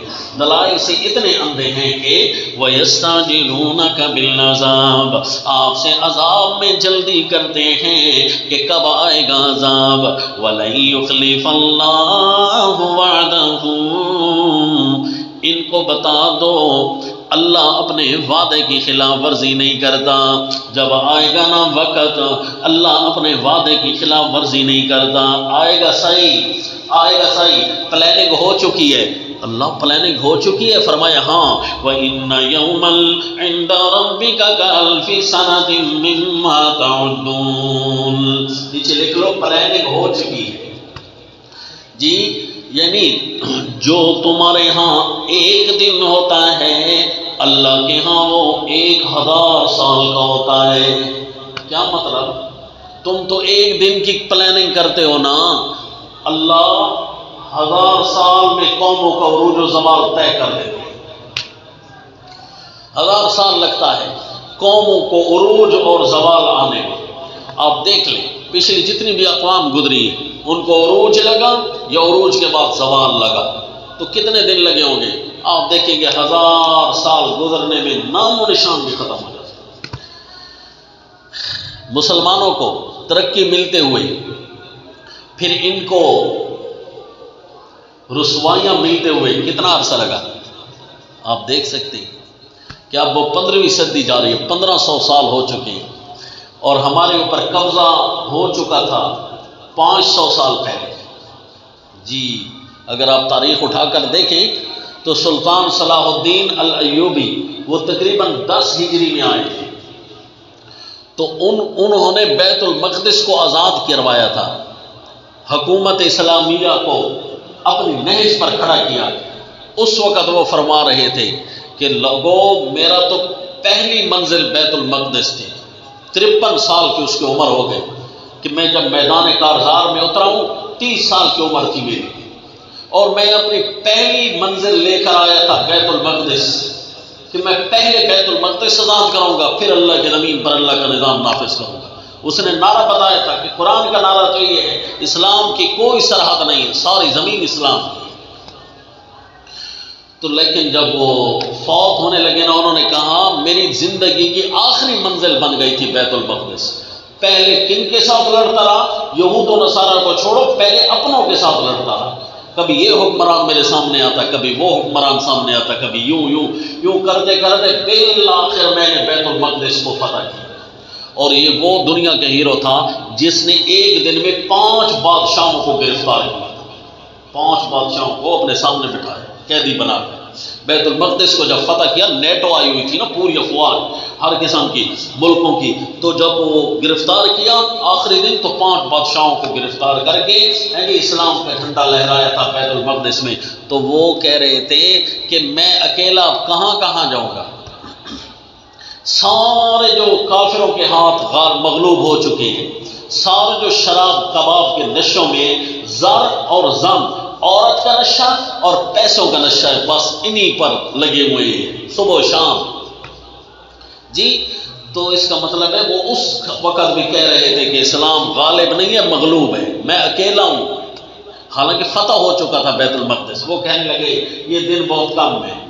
تو قوموں کے عروج و زوال کی داستان 1000 سال میں پوری ہوتی. ہمارے دین کو جب عروج لگا صحابہ تابعین تبع تابعین کے زمانوں میں چلتے چلتے بعد پھر اتار چڑھاؤ آنے لگ گئے، حتیٰ کہ 1000 سال میرے نبی کو گزرے ہوئے تھے کہ لوگوں نے دین اسلام کا نعوذ باللہ اپنے ہاتھوں سے کباڑا کر رہا. اور ہم خوش ہو رہے ہیں کہ آج اسلام سپر پاور ہے. یہ خواب خیالی ہے تمہارے. 52 ملک اسلام مسلمانوں کے پاس ہیں، اور نہیں بھول رہے ہو کھلونے ہیں، مسلمان نہیں ہے یہ کیا ہے؟ کھلونے. یہ ان چند بتوں کو بٹھا رکھا ہے ہمارے ملکوں پر، یہ سارے کفر کی حکومت چل رہی ہے جی. اور یاد رکھے کفر کو بھی اللہ تعالیٰ بتا رہا ہے، سمجھا رہا ہے کہ مرضیاں پھر بھی میری چل رہی ہیں. تیرا نام ہوتے ہوئے تو کچھ نہیں کر پا رہا جی، سب کچھ اپنی مرضیاں تو پھر بھی نہیں نہ چلا رہا، کانپ رہا ہوتا ہے، ڈر رہا ہوتا ہے. سب سے پہلے اسرائیل کی ایک آفیسر تھی بوڑھی، وہ کہنے لگی کہ جس دن ہم نے پہلا حملہ کرنا تھا نا فلسطین پر تو ساری رات ڈر کے مارے مجھے نیند نہیں آ رہی تھی. حالانکہ سارے ملکوں کی فوج انہی کے پاس تھی کہ آج ہم نے حملہ کرنا ہے، پتہ نہیں صبح کیا بنے گا. ہم نے تو صبح حملہ کیا، ایک مسلمان بھی نہیں اٹھا، سارے ہمارے تعریفیں کر رہے تھے، جی واہ اچھا کام کیا تم نے. اس نے کہا مجھے تو بعد میں پتا، ہم کافر اتنا ڈر رہے ہوتے ہیں تم سے، تمہارے پاس کچھ نہیں ہے پھر بھی ہمیں ڈر تمہارا کھائے جا رہا ہوتا ہے. یہ الگ بات ہے کہ اللہ کریم نے کافروں کو بالکل کھلا نہیں چھوڑا، لیکن اتنی بھی ہے کہ مسلمان بھی اس وقت کوئی ایک آیت کا منکر، کوئی 14 کا منکر، کوئی 6 کا منکر، یہ مسلمان ہے. انتم الاعلون ان کنتم مؤمنین، تم اگر مومن ہوتے تو آج سپر پاور ہوتے. ذرا قرآن کا ٹیسٹر لگانا شروع کر دو ساروں کو، کوئی کہیں گر جائے گا تو کوئی کہیں گر جائے گا. ہمیں نہیں فتوے لگانے پڑیں گے، قرآن خود تم پر فتوے لگائے گا. حدیث پاک میں رب طال یتلو والقرآن یلعنہ، بہت سارے ایسے ہیں جو قرآن پڑھ رہے ہوتے ہیں، قرآن ان کو لعنتیں کر رہا ہوتا ہے. تراویح پڑھنے والے مولوی ان آیتوں سے گزر رہا ہے، یہ تو نہیں مانتا.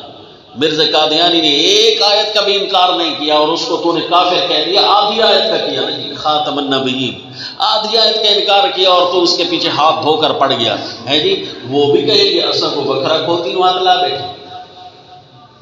تمہارے ہاں اتنی آیتوں کے منکر پائے جاتے ہیں اور وہ مسلمان ہیں. کیوں؟ وہ اس لیے مسلمان ہیں کہ ٹرین نہیں چل رہا، ان کے بارے میں بھی ٹرین نہیں چلا. ہماری قوم میں نے بتایا تھا نا ٹرین کے پیچھے چلتی ہے، تو ٹرین نہیں چل رہا اور اس کو کافر کہنے کا ٹرین چل پڑا ہے، تو وہ بھی کافر اس لیے ہے کہ قرآن کی آیت کا منکر ہے. اسی طرح اگر آج قرآن کی آیتوں کے منکر نہ ہوتے نا تو آج انشاءاللہ اسلام پھر بھی غالب ہے، اسلام پھر بھی آ سکتا. آئینی طور پر اسلام کی فتح تاحال بھی جاری ہے، کیونکہ دنیا کا کوئی آئین ابھی تک مرتب نہیں ہو سکا جس نے دین اسلام جیسا آئین. بالآخر ان کو مانگنا پڑتا ہے کہ یار تم بتاؤ تمہارا آئین اس بارے میں کیا کہتا ہے، ہمیں تو یہ کیس حل نہیں ہو رہا. مثلا بکھر کے علاقے میں مردے کھانے والے نکل آئے تھے کہ نہیں؟ نکل آئے تھے نا، تو بھئی اب ان کو کیا سزا دیں؟ تو ساروں کے آئین خاموش پڑے تھے. انہوں نے کہا اسلام سے پوچھو. پھر فقہ حنفیہ نے جواب دیا تھا کہ ہاں یہ ان پر دفع لگے گا. یہ کہتے ہیں ملا کے دور مسجد، ان کو کیا پتا. الحمدللہ زمین ہمارے اللہ کی ہے، مرضی اللہ کی چلے گی. اللہ نے جو قانون بتائے ہیں وہ ہمیں آتے ہیں. اس لیے سیدنا سلیمان علیہ الصلوۃ والتسلیم نے کیا فرمایا؟ اللہ تعالیٰ علیہ واتونی مسلمین. مجھے تو پتہ نہیں تھا کہ تم بھی اس ملک میں برس رہے ہو، سورج کے پجاری ہو. مجھے ہدہد پرندے نے آ کر بتایا کہ تم بھی یہاں موجود ہو. اللہ کی زمین پر غیر اللہ کی عبادت کیوں؟ ہمارے حکومت چھوڑ دو، ہمارے، کیونکہ حکومت کرنا مسلمان کا حق ہے، اس کے علاوہ کوئی نہیں. کیونکہ مسلمان اپنا حکم تو چلاتا نہیں، اللہ کا حکم چلاتا ہے. ہاں اگر تم چاہتے ہو کہ ہم حکومت کرتے ہیں پھر مسلمان ہو کر آنا پڑے گا. مسلمان ہو جاؤ، حکومتیں تمہاری ہیں. جی ہم کرسیوں کے بھوکے نہیں ہیں، حکومتیں تمہاری ہیں. اللہ کی زمین پر اللہ کا نظام. مسلمانوں کو عروج سے زوال لگا 1000 سال. وَإِنَّ يَوْمًا عِنْدَ رَبِّكَ كَأَلْفِ سَنَةٍ مِّمَّا تَعُدُّونَ. فرمائے پلاننگ ہو چکی ہے. عذاب مانگنے والوں، ہم تو 1000 سال کی پلاننگ کر کے بھیج دیتے ہیں قوموں کو. ویسے تو پوری دنیا کی، پوری زمین کی، پوری آدم علیہ السلام سے لے کر آخر دن تک کی پلاننگ اللہ کر چکی ہے نا. اللہ کے پاس تو سب کچھ موجود ہے، لیکن قوموں کو جو عروج و زوال لگ رہا ہے نا وہ تقریباً 1000 سال میں ہو جاتا ہے. یہ اللہ فرما رہے ہیں. تم تو ایک دن کی پلاننگ کرتے ہو نا، اور وہ بھی تم سے پوری نہیں ہوتی، اور ہم پورے 1000 سال کے لیے قوموں کے عروج و زوال کو دفن کر دیتے ہیں. 1000 سال لگتے ہیں، انسانیت بھول جاتی ہے. 1000 سال پہلے کون آیا تھا کوئی پتہ نہیں. صرف امام الانبیاء صلی اللہ علیہ وسلم کے بارے میں پتہ ہے، کیونکہ صحابہ اکرام نے آپ کی تعلیمات کو محفوظ رکھا. احادیث کے ذریعے، سیرت کے ذریعے اللہ کے نبی کی زندگی محفوظ ہے. ورنہ 1000 سال قبل کسی قوم کی کوئی بات موجود نہیں. پتہ ہے سندھ ویلی کے بارے میں جتنا جھوٹ مرضی بولیں، 5000 سال پہلے تھا، 6000 سال پہلے تھا. جتنا مرضی اس کے بارے میں جھوٹ بولے، کسی نے کیا پوچھنا ہے. میں چاند پر 10 دفعہ ہو کر آیا ہوں، کسی نے ماننا ہے؟ چاہے آپ، ہمیں کیا پتہ چاند پر پہنچے کہ نہیں. جھوٹ بول رہے ہیں کہ سچ کہہ رہے ہیں. جھوٹ ہے سچ ہے کوئی پتہ نہیں. کیونکہ ایک آدمی نے کہا نا کہ زمین کی کتنی بڑی ہوگی، یہ زمین کا درمیان کہاں ہوگا. وہ اٹھا اور اس نے اپنی کھونڈی ٹیک دی. اس نے کہا یہ زمین کا درمیان ہے. اس نے کہا ہے یہ زمین کا درمیان ہے. نے کہا اگر تجھے شک ہے تو ناپ لے، آسمان کے تارے کتنے ہوں گے؟ کہا جی اتنے کروڑ، اتنے ہزار، اتنے لاکھ۔ اس نے کہا کیوں؟ تجھے کیسے پتا؟ شک ہے تو گن، سمجھے؟ تو یہ اسی طرح کہتے ہیں کہ ہم چاند پر ہو کر آئے ہیں، ہمیں کیا پتا، ہم نے جا کر دیکھنا ہے، یہ ہمیں کہیں گے خود دیکھا ہو۔ لہٰذا جتنا مرضی، ایک بندے نے تو چاند پر پلاٹ بیچنے بھی شروع کر دیا۔ جی ہاں، امریکہ میں پایا جاتا ہے، باقاعدہ اس کا آفس ہے جی، کہ ہاں بھائی حکومت نے بھی اس کو کہا تھوڑا بہت ٹیکس ہمیں دے، چاند کملے تیرے پاس بھی آ جائیں گے جو کہیں گے جی ہمارا چاند پر پلاٹ ہے، تو وہ بھی نقشے بنا بنا کر دے رہے۔ جھوٹ جو ہے تو مرضی، جو مرضی آپ کرے۔ اسی طرح کوئی کہے جی فلاں تاریخ بھی ہمارے پاس محفوظ ہے، 1000 سال قبل تھے جی، 6000 سال قبل، کس نے بتایا جی؟ لیبارٹری ٹیسٹ کہہ رہی ہے، بھائی ذرا ہمیں بھی دکھاؤ نا جی، نا تمہاری پہنچ سے دور ہے۔ جی ہاں، لیبارٹری نے جتنا مرضی جھوٹ بولے، ان یوما عند ربک کالف سنۃ مما تعدون، اللہ کریم فرما رہے ہیں کہ کتنے 1000 سال میں یہ داستان پوری ہو جاتی ہے۔ یہ عذاب مانگتے ہیں اور اللہ فرماتے ہیں ایک دن تیرے رب کے ہاں 1000 سال کی مانند ہے جو تم گنتے ہو، جو تم گنتے ہو، ورنہ اللہ کو تو اس کی بھی ضرورت نہیں تھی۔ وَكَأَيٍّ مِّن قَرْيَةٍ أَمْلَيْتُ لَهَا وَهِيَ ظَالِمَةٌ ثُمَّ أَخَذْتُهَا وَإِلَيَّ الْمَصِيرُ، کتنی کچھ بستیاں ہیں جن کو ہم نے ڈھیل دی، جن کو میں نے ڈھیل دی ہے، اور وہ اسی طرح ظالم تھے، یعنی سب سے بڑا ظلم شرک کرنے والے۔ ثم أخذتها، پھر میں اللہ نے ان کو پکڑا، وإلي المصير، بالآخر میری طرف ہی تو آنا ہے۔ اگر میں دنیا میں نہیں پکڑوں گا، آخرت میں پھر بھی تو میرے پاس آنا ہے۔ پہلے بھی فرمایا فَكَأَيٍّ مِّن قَرْيَةٍ، یہ اس وقت فرمایا جب اللہ کے نبی کو تسلی دی جا رہی تھی، کتنی کچھ بستیاں آپ دیکھ رہے ہیں، اور پھر ان کی طرف التفات کیا، فَلَمْ يَسِيرُوا فِي الْأَرْضِ فَتَكُونَ لَهُمْ قُلُوبٌ يَعْقِلُونَ بِهَا، اور ان کو بتا دو یہ جو پکڑا ہے نا میں ان کو، اتفاقات زمانہ نہیں تھے، حوادثات زمانہ نہیں تھی، بلکہ میں اللہ کی پکڑ ان پر آئی۔ قُلْ يَا أَيُّهَا النَّاسُ انما انا لکم نذیر مبین، قل میرے پیغمبر، اچھا یہ احکام کی فہرست جاری ہے نا، وہ ابھی جاری ہے، وہ ابھی آگے آئے گا۔ آپ کتنے حکم پڑھ چکے ہیں؟ 9، یہ 10واں نہیں ہے، یاد رکھنا، یہ آپ صلی اللہ علیہ وسلم کے لیے درمیان میں اوامر اربع آئیں گے۔ کتنے جی؟ 4 امر آئیں گے، 3 دفعہ لفظ کل ہوگا اور 4تھی دفعہ لفظ ایک اور آئے گا، تو وہ آپ کو اسی وقت دکھاؤں گا۔ یہ پہلا امر، قل یا ایھا الناس، قل میرے پیغمبر فرما دیجئے، اعلان تبلیغ قبل الجہاد، کیونکہ جہاد کا حکم کے لیے اجازت دی گئی تھی نا، تو جہاد کا حکم کرنے سے پہلے ایک دفعہ ان کو تبلیغ پھر سنا دیجیے۔ قل یا ایھا الناس انما انا لکم نذیر مبین۔ پاکستان دارالاسلام ہے یا دارالکفر ہے؟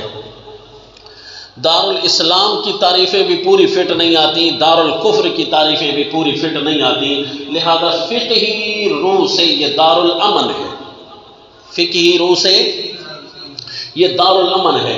یہ دارالاسلام ہونا، دارالکفر ہونا، یہ کوئی قرآن اور حدیث کی اصطلاح نہیں ہے، بلکہ یہ کس کی اصطلاح ہے؟ اصطلاح الفقہاء ہے۔ تو فقہاء جب احکام نافذ کر دیتے ہیں نا اسلام کے، تو اس کو کہتے ہیں دارالاسلام، اور جہاں احکام کا نفاذ ہو کفر والا، روس امریکہ جس طرح ہو گیا، انڈیا، تو اس وقت وہ دارالکفر کے احکام نافذ کرتے ہیں۔ اور کوئی ہوتا ہے دارالامن، کہ کبھی اسلام والا موڈ دکھا دیتے ہیں، ٹرین چل پڑے تو، اور کبھی کفر والا موڈ دکھا دیتے ہیں، ٹرین چل پڑے تو۔ لہذا نہیں پتہ چل رہا کہ یہ ہمارے ساتھ کیا کر رہے ہیں، نہ بجلی کے بلوں کا پتہ چلتا ہے، نہ گیس کے بلوں کا پتہ چلتا ہے، نہ پتہ چلتا ہے حکومت کس کی ہے، پتہ چلتا ہے نہیں نا۔ تو اسی طرح یہ بھی پتہ نہیں چلتا، تم تو ان کو روتے ہو کہ ہمارا ملک پتہ نہیں، ہم تو یہ مولا، ان کے بارے میں نہیں پتہ چلتا کہ یہ اولیاء الرحمن ہے کہ اولیاء الشیطان ہے، ابھی تک تو ان کا نہیں پتہ چلتا۔ کیوں جی؟ ہر جبہ کبہ دستار لگا کر تو سارے آئے ہوئے، ابھی تک ان کا نہیں پتہ چلتا. لہذا یہ دارالامن تو ہے نا کچھ علاقوں کے لیے، دارالامن ہے کہ جہاں پر دین کے احکام ہمیں لاگو کرنے دے رہے ہیں کچھ نہ کچھ، تو دارالامن ہے. باقی جہاں جس گھڑی جس لحظہ یہ دین اسلام کے لیے رکاوٹ بنے اسی گھڑی وہ دارالکفر کے کام کر رہے ہوتے ہیں. اس وقت کیا کام کر رہے ہوتے ہیں جی؟ دارالکفر کے کام کر رہے ہوتے ہیں. آدھے اسلام کے احکام ہیں اور آدھے یہاں کفری احکام ہیں. اب ہم مجبور ہیں کیا کریں؟ یہ سود کو ابھی تک حرام نہیں کر پا رہے، شراب ابھی تک آئینی طور پر حرام نہیں ہے، نہیں جی. زنا بالرضا قانوناً پاس ہے، تو پھر وہ جو حقوق نسواں بل کے ساتھ، تو پھر ہم کیا کہہ سکتے ہیں؟ لہذا یہ دارالامن کی اصطلاح اس کے لیے ہوگی، نہیں چھوڑنا تمہیں. فوجی اگر بارڈر پر فوت ہو جائے تو شہید ہوگا، صحیح العقیدہ ہو، کفار کے ساتھ لڑ رہا ہو، مسلمانوں کے دفاع کے لیے لڑ رہا ہو تو شہید ہوگا. کسی کا زمین پر قبضہ کرتے ہوئے شہید ہو گیا تو پھر سمجھا کہ نہیں؟ تو لہذا ڈاکو بن کر شہید ہو گیا تو ہیں جی فوجی آئے ٹرک کو روک کے او بھائی کھڑے ہو جاؤ، کیوں جی پیسے چھیننے، تو پھر فوجی تو نہیں ہوگا، وہ کیا ہوگا؟ ڈاکو ہوگا. تو لہذا خیال کریں کہ جو دین کے احکام نافذ کرتے ہوئے مسلمانوں کی حفاظت کرتے ہوئے فوت ہوا وہ شہید کہلائے گا، اور جو کافروں کا ساتھ دیتے ہوئے شہید ہو گیا تو وہ شہید نہیں ہوگا بلکہ مرتد ہو جائے گا. یا ایھا الذین آمنوا لا تتخذوا اليهود والنصارى اولیاء بعضهم اولیاء بعض ومن يتولهم منکم فانه منهم. قرآن خود فتویٰ دیتا ہے کہ یہود و نصارہ کے دوست نہ بناؤ، جو ان کے ساتھ دوستی رکھے گا پھر وہ وہی ہوگا. ومن يتولهم منکم فانه منهم، وہ ان میں سے ہوگا. آ جاؤ آؤ. وَكَأَيِّن مِّن قَرْيَةٍ أَمْلَيْتُ لَهَا وَهِيَ ظَالِمَةٌ ثُمَّ أَخَذْتُهَا وَإِلَيَّ الْمَصِيرُ. قُلْ يَا أَيُّهَا النَّاسُ إِنَّمَا أَنَا لَكُمْ نَذِيرٌ مُّبِينٌ.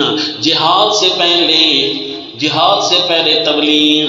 اے سارے لوگوں میں تمہارے لیے ڈر سنانے والا ہوں، واضح واضح تمہیں بتانے آتا ہوں. کوئی ایسی گفتگو نہیں کرتا تو ذو معنی یہ نہ ہو جو ان کو بھی راضی کرے ان کو بھی راضی کرے. نانا مبین، واضح کر کے ڈرانے آیا ہوں. فالذین آمنوا، جو مجھے مان جائیں گے، وعملوا الصالحات، اور عمل کریں گے سنت کے مطابق صالح اعمال، لہم مغفرۃ، اگر ان کے پہلے کوئی گناہ ہوئے اللہ ان کو معاف کر دے گا، ورزق کریم، اور آئندہ کے لیے ان کے لیے عزت کی روزیاں تیار ہیں. والذین سعوا فی آیاتنا معاجزین، جو ہمیں نہیں مانیں گے ان کو ہم ماریں گے. نہ جی نہ، یہ نہیں فرمایا. جو ہمیں نہیں مانیں گے ان کی اپنی مرضی، ان کو ہم نہیں مانیں گے. جو ہماری آیتوں کو مٹانے کے لیے آئیں گے پھر ہم ان کو ماریں گے. دیکھو نا مضمون جہاد میں راستہ عجیب اپنایا. والذین سعوا فی آیاتنا معاجزین. اب تمہیں یقین ہو گیا نا کہ ربط کہاں لگ رہا ہے؟ مضمون جہاد کے ساتھ لگ رہا ہے. میں نے کہا تھا نا کہ بعض حصص بعض خلاصہ اکابرین کے ہاں ان کو الگ حصہ شمار کیا گیا ہے اور اس کو مضمون رسالت کہا گیا ہے. لیکن وہ اشکال پھر کھڑا رہتا ہے کہ آپ کی اس اصطلاح سے یہ الگ نہیں سمجھ آ رہی، اور پھر والذین سعوا ساتھ نہیں لگ رہا. کفر آمنوا کے مقابلے میں کفر ہوتا ہے، تو یہاں والذین سعوا فی آیاتنا تو مضمون جہاد فی سبیل اللہ کا لگ رہا ہوگا نا. تو اعلان جہاد سے پہلے تبلیغ بھی تو ہے نا، تبلیغ کر رہے ہیں. پہلے ایک دفعہ حکم سنا دیں، ان کو بتا دیں یا مومن ہو جاؤ، یا مومن نہیں ہوتے کافر رہنا ہے تو ٹھیک ہے، پھر ہمارے سامنے اکڑنا نہیں. کافر رہو مومن رہو تمہاری اپنی مرضی، وہ تمہارا اللہ کے ساتھ معاملہ ہے. ہم ڈنڈے کے زور سے تلوار کے زور سے تمہیں مسلمان نہیں کریں گے، وہ تمہاری اپنی مرضی ہے، لیکن اکڑنا نہیں ہے. دین اسلام کے سامنے روڑے نہیں اٹکانے. اللہ کی زمین پر ہم اللہ کا نظام نافذ کرنے آئیں گے، ہمیں عاجز نہ کرنا، ہمارے ساتھ مقابلہ نہ کرنا. والذین سعوا فی آیاتنا معاجزین، اور جو کوشش کرتے ہیں ہماری آیتوں کو ہرانے کی، معاجزین ہرانے کی کوشش کرتے ہیں اولئک اصحاب الجحیم، وہی ہیں جہنمی۔ وما ارسلنا من قبلک، نیچے لکھ دو رد معاجزین، معاجزین کا رد ہو رہا ہے۔ وما ارسلنا من قبلک من رسول ولا نبی، معاجزین اپنا اٹیک کیسے شروع کرتے ہیں؟ دین کو عاجز کرنے کے لیے اپنا اٹیک کیسے شروع کرتے ہیں؟ یا علمی اٹیک یا عملی اٹیک؟ علمی حملہ کریں گے، دین اسلام کے لیے شکوک و شبہات سے کام شروع کریں گے، پھر اس کے بعد مومنوں کو مارنا شروع کریں گے جی۔ تو دونوں قسم کی باتوں کو اللہ تعالیٰ نے یہاں لیا۔ پہلا کام جو کریں گے وہ دین اسلام کے لیے شکوک و شبہات، تو ہم اس کا بھی بتا دیتے ہیں کہ کیسے شکوک و شبہات میں قوم ماری تو نہیں جائے گی، شکوک و شبہات میں لوگ پھنس تو نہیں جائیں گے، لوگوں کو گمراہ کرنے کے لیے ملوڈے شیطان یہ لوگ آئیں گے، یہ شیطان کے چیلے ہوں گے، یہ کفار دین اسلام کو کمزور کرنے کی سازشیں کریں گے، تو اس کا حل ہم تمہیں پہلے بتا دیتے ہیں۔ یہ کیا جی؟ وما ارسلنا من قبلک من رسول ولا نبی، آپ سے پہلے ہم نے جو بھی رسول بھیجا، جو بھی نبی بھیجا، رسول سے مراد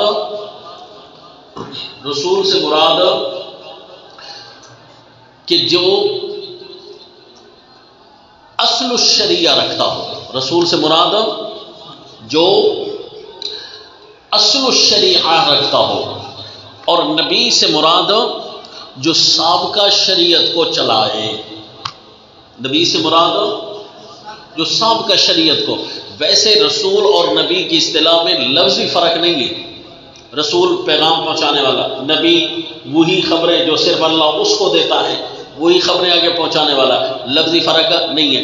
اصطلاحی فرق اس وقت قائم ہوتا ہے جب آمنا سامنا آ جاتا ہے، ورنہ اللہ اس کو نبی بھی فرما رہے ہوتے ہیں، یا ایھا النبی، آپ صلی اللہ علیہ وسلم کو نبی بھی فرمایا، یا ایھا الرسول، آپ صلی اللہ علیہ وسلم کو رسول بھی فرمایا، دونوں باتیں ہیں۔ لیکن جب آمنے سامنے آ جائیں تو اس وقت صاحب مستقل شریعہ اور پچھلی شریعت کو چلانے والے دونوں، جو بھی نبی یا رسول ہوتا، اللہ اذا تمنا، تمنا بمعنی تلا، جب وہ تلاوت کرنے لگتا ہے، جب وہ تلاوت کرنے لگتا ہے، اللہ اذا تمنا القى الشیطان فی امنیتہ، شیطان اس کی تلاوت میں آ کر وسوسے ڈال دیتا ہے۔ القى الشیطان فی امنیہ، شیطان اس کی تلاوت میں آ کر ڈال دیتا ہے۔ کیا ڈال دیتا ہے؟ مجھے لکھ دو وسوسے، عمومیت کی بنا پر حذف کر دیا۔ تلاوت نبی کر رہا ہوتا ہے، پیغمبر بیان کر رہا ہوتا ہے، مبلغ رسول مبلغ دین بیان کر رہا ہوتا ہے، درمیان میں سامعین کے ساتھ شیطان بھی بیٹھ جاتا ہے، ان کے دلوں میں وسوسے ڈالنے شروع کر دیتا ہے۔ یہ ایک بات کر رہا ہے نا، اس کا مطلب ہے پھر بات تو یہ ہے، پھر وہ دوسری بات کرتا ہے نا، اس کا مطلب ہے بات تو یہ ہے۔ وہ حضرت یوسف علیہ السلام کا واقعہ بیان کر رہا ہو تو وہ کہتا ہے حضرت یوسف علیہ السلام کی قمیص چلی تھی، تو قمیص حضرت کی آنکھوں پر لگی، حضرت یعقوب علیہ السلام کی شفا مل گئی، نبی کا معجزہ ہے، نبی کا، شیطان اندر بیٹھا ہوتا ہے، وہ کہتے ہیں پھر ماننا کہ نبی کی قمیصیں شفا دے سکتی ہیں تو ولی شفا دے سکتے ہیں، نبی شفا دے سکتے ہیں، اسی لیے انبیاء سے شفا مانگی جائے۔ نبی کی قمیص شفا دے سکتی ہے تو پھر اس کا مطلب ہے نبی مشکل کشا تو ہوئے نا، تھوڑے سے تو ہوئے نا جی۔ تو بس یہ وسوسے ڈالتا ہے، لیکن واحد تجھے طریقہ بتا رہا ہوں، فَيَنْسَخُ اللَّهُ مَا يُلْقِي الشَّيْطَانُ ثُمَّ يُحْكِمُ اللَّهُ آيَاتِهِ، شیطان کی ڈالی ہوئی بات منسوخ کیسے ہوتی ہے؟ جب اللہ اپنی آیتیں پکی پکی بیان کر رہا ہوتا ہے۔ اس کا مطلب ہے اگر قرآن کی طرف توجہ کرنا، تجھے فوراً ابلیس کے ڈالے ہوئے وسوسوں کے جواب آ جائیں گے۔ اس کو کہیں نبی کی قمیص اگر شفا دیتی ہے، حضرت یوسف علیہ السلام کی قمیص شفا دیتی ہے، تو حضرت یعقوب علیہ السلام کی اپنی قمیص کیوں نہیں شفا دے رہی؟ وہ بھی تو نبی ہیں، وہ باپ ہے اور وہ بیٹا ہے، اپنی قمیص تو شفا دے نہیں رہی۔ اچھا اس کو کہیں قرآن پڑھنا تھوڑا سا، ثم یحکم اللہ آیاتی، پھر اللہ اپنی آیتیں پکی کیسے کرتا ہے؟ اس کو کہو نا تھوڑا سا قرآن پڑھ، یہی قمیص تجھے بتائے گی میں شفا نہیں دے سکتی، کیوں جی؟ کہ اگر یہ قمیص حضرت یوسف علیہ السلام کی شفا دے رہی تھی تو پہلی قمیص نے رلایا بھی تو تھا، اور جب خون آلود قمیص پہنچی تھی، اگر قمیصوں کا کام ہنسانا ہوتا تو رلاتا کیوں؟ اس کا مطلب ہے یہ تو اللہ نے ویسے اعزاز یہی صورت اپنائی کہ جس قمیص کے ذریعے ہی تو رویا تھا نا، اسی قمیص کو دیکھ دیکھ کر یاد کر رہا ہے، وہی قمیص تیرے ذہن پر نقشہ بن کر بیٹھی ہے، آج قمیص آئے گی تجھے ہنسا کر جائے گی۔ جی تو اللہ تعالیٰ نے طریقہ یہ اپنا دیا ہے، ثم یحکم اللہ آیاتہ، پھر اللہ اپنی آیتوں کو پکا کر دیتا ہے۔ اے مومن، اے موحد، جب تو تبلیغ کرے گا تو شیطان سامعین کے دلوں میں وسوسے ڈالے گا، تو جہاد کی زمین جب بنانی شروع کرے گا تو وسوسوں کا ازالہ کرنا بھی تو فرض ہے۔ پھر یہ نہ کہنا کہ جناب آج آپ نے تقریر میں کافی سختی کر دی ہے، نہ جناب، پھر موحد نے زمین جو بنانی ہے، جہاد کی زمین بنائے گا، ہر قسم کے وسوسے کو باطل کرنا اس بیچارے کا فریضہ ہوگا۔ لہذا ثم یحکم اللہ آیاتہ فینسخ اللہ ما یلقی الشیطان ثم یحکم اللہ آیاتہ واللہ علیم حکیم۔ انجام یہ نکلے گا لیجعل ما یلقی الشیطان فتنہ، کہ وہ جو شیطان نے وسوسہ ڈالا ہے وہ ان لوگوں کے دلوں میں تو بیماری بن کر بیٹھ جائے گا جن کے دلوں میں پہلے سے بیمار ہیں، جن کے دل پہلے سے بیمار ہیں، دین شریعت کے سامنے پہلے سے بیمار ہیں، ان کے لیے یہ وسوسے شیطان کے آزمائش بن کر اٹک جائیں گے۔ والقاسیۃ قلوبہم، ان کے دل دین اسلام کے سامنے بڑے سخت ہیں، وہاں پر تو یہ فتنے اٹک جائیں گے۔ وَإِنَّ الظَّالِمِينَ، کیونکہ جو ظلم کرنے والے ہیں، لفی شقاق بعید، یہ بڑی دور کی گمراہی میں ہیں، کیونکہ قرآن ان کو مزہ نہیں دیتا تھا نا، تو پھر آؤ شیطان کے وسوسے اور فتنوں میں پھنس گئے ہو، قرآن پڑھو تو تمہیں ہدایت ملے نا۔ اور مومنوں کا کیا حال ہوتا ہے کہ جب وہ دین اسلام کی دلائل پڑھ رہے ہوتے ہیں، وَلِيَعْلَمَ الَّذِينَ أُوتُوا الْعِلْمَ أَنَّهُ الْحَقُّ مِن رَبِّكَ فَيُؤْمِنُوا بِهِ، کہ وہ جب سنتے ہیں نا تو وہ کہتے ہیں واقعی سچ ہے، وہ ایمان لے آتے ہیں، ان کی صفات جاری ہیں۔ انشاءاللہ عند سبق وما علینا۔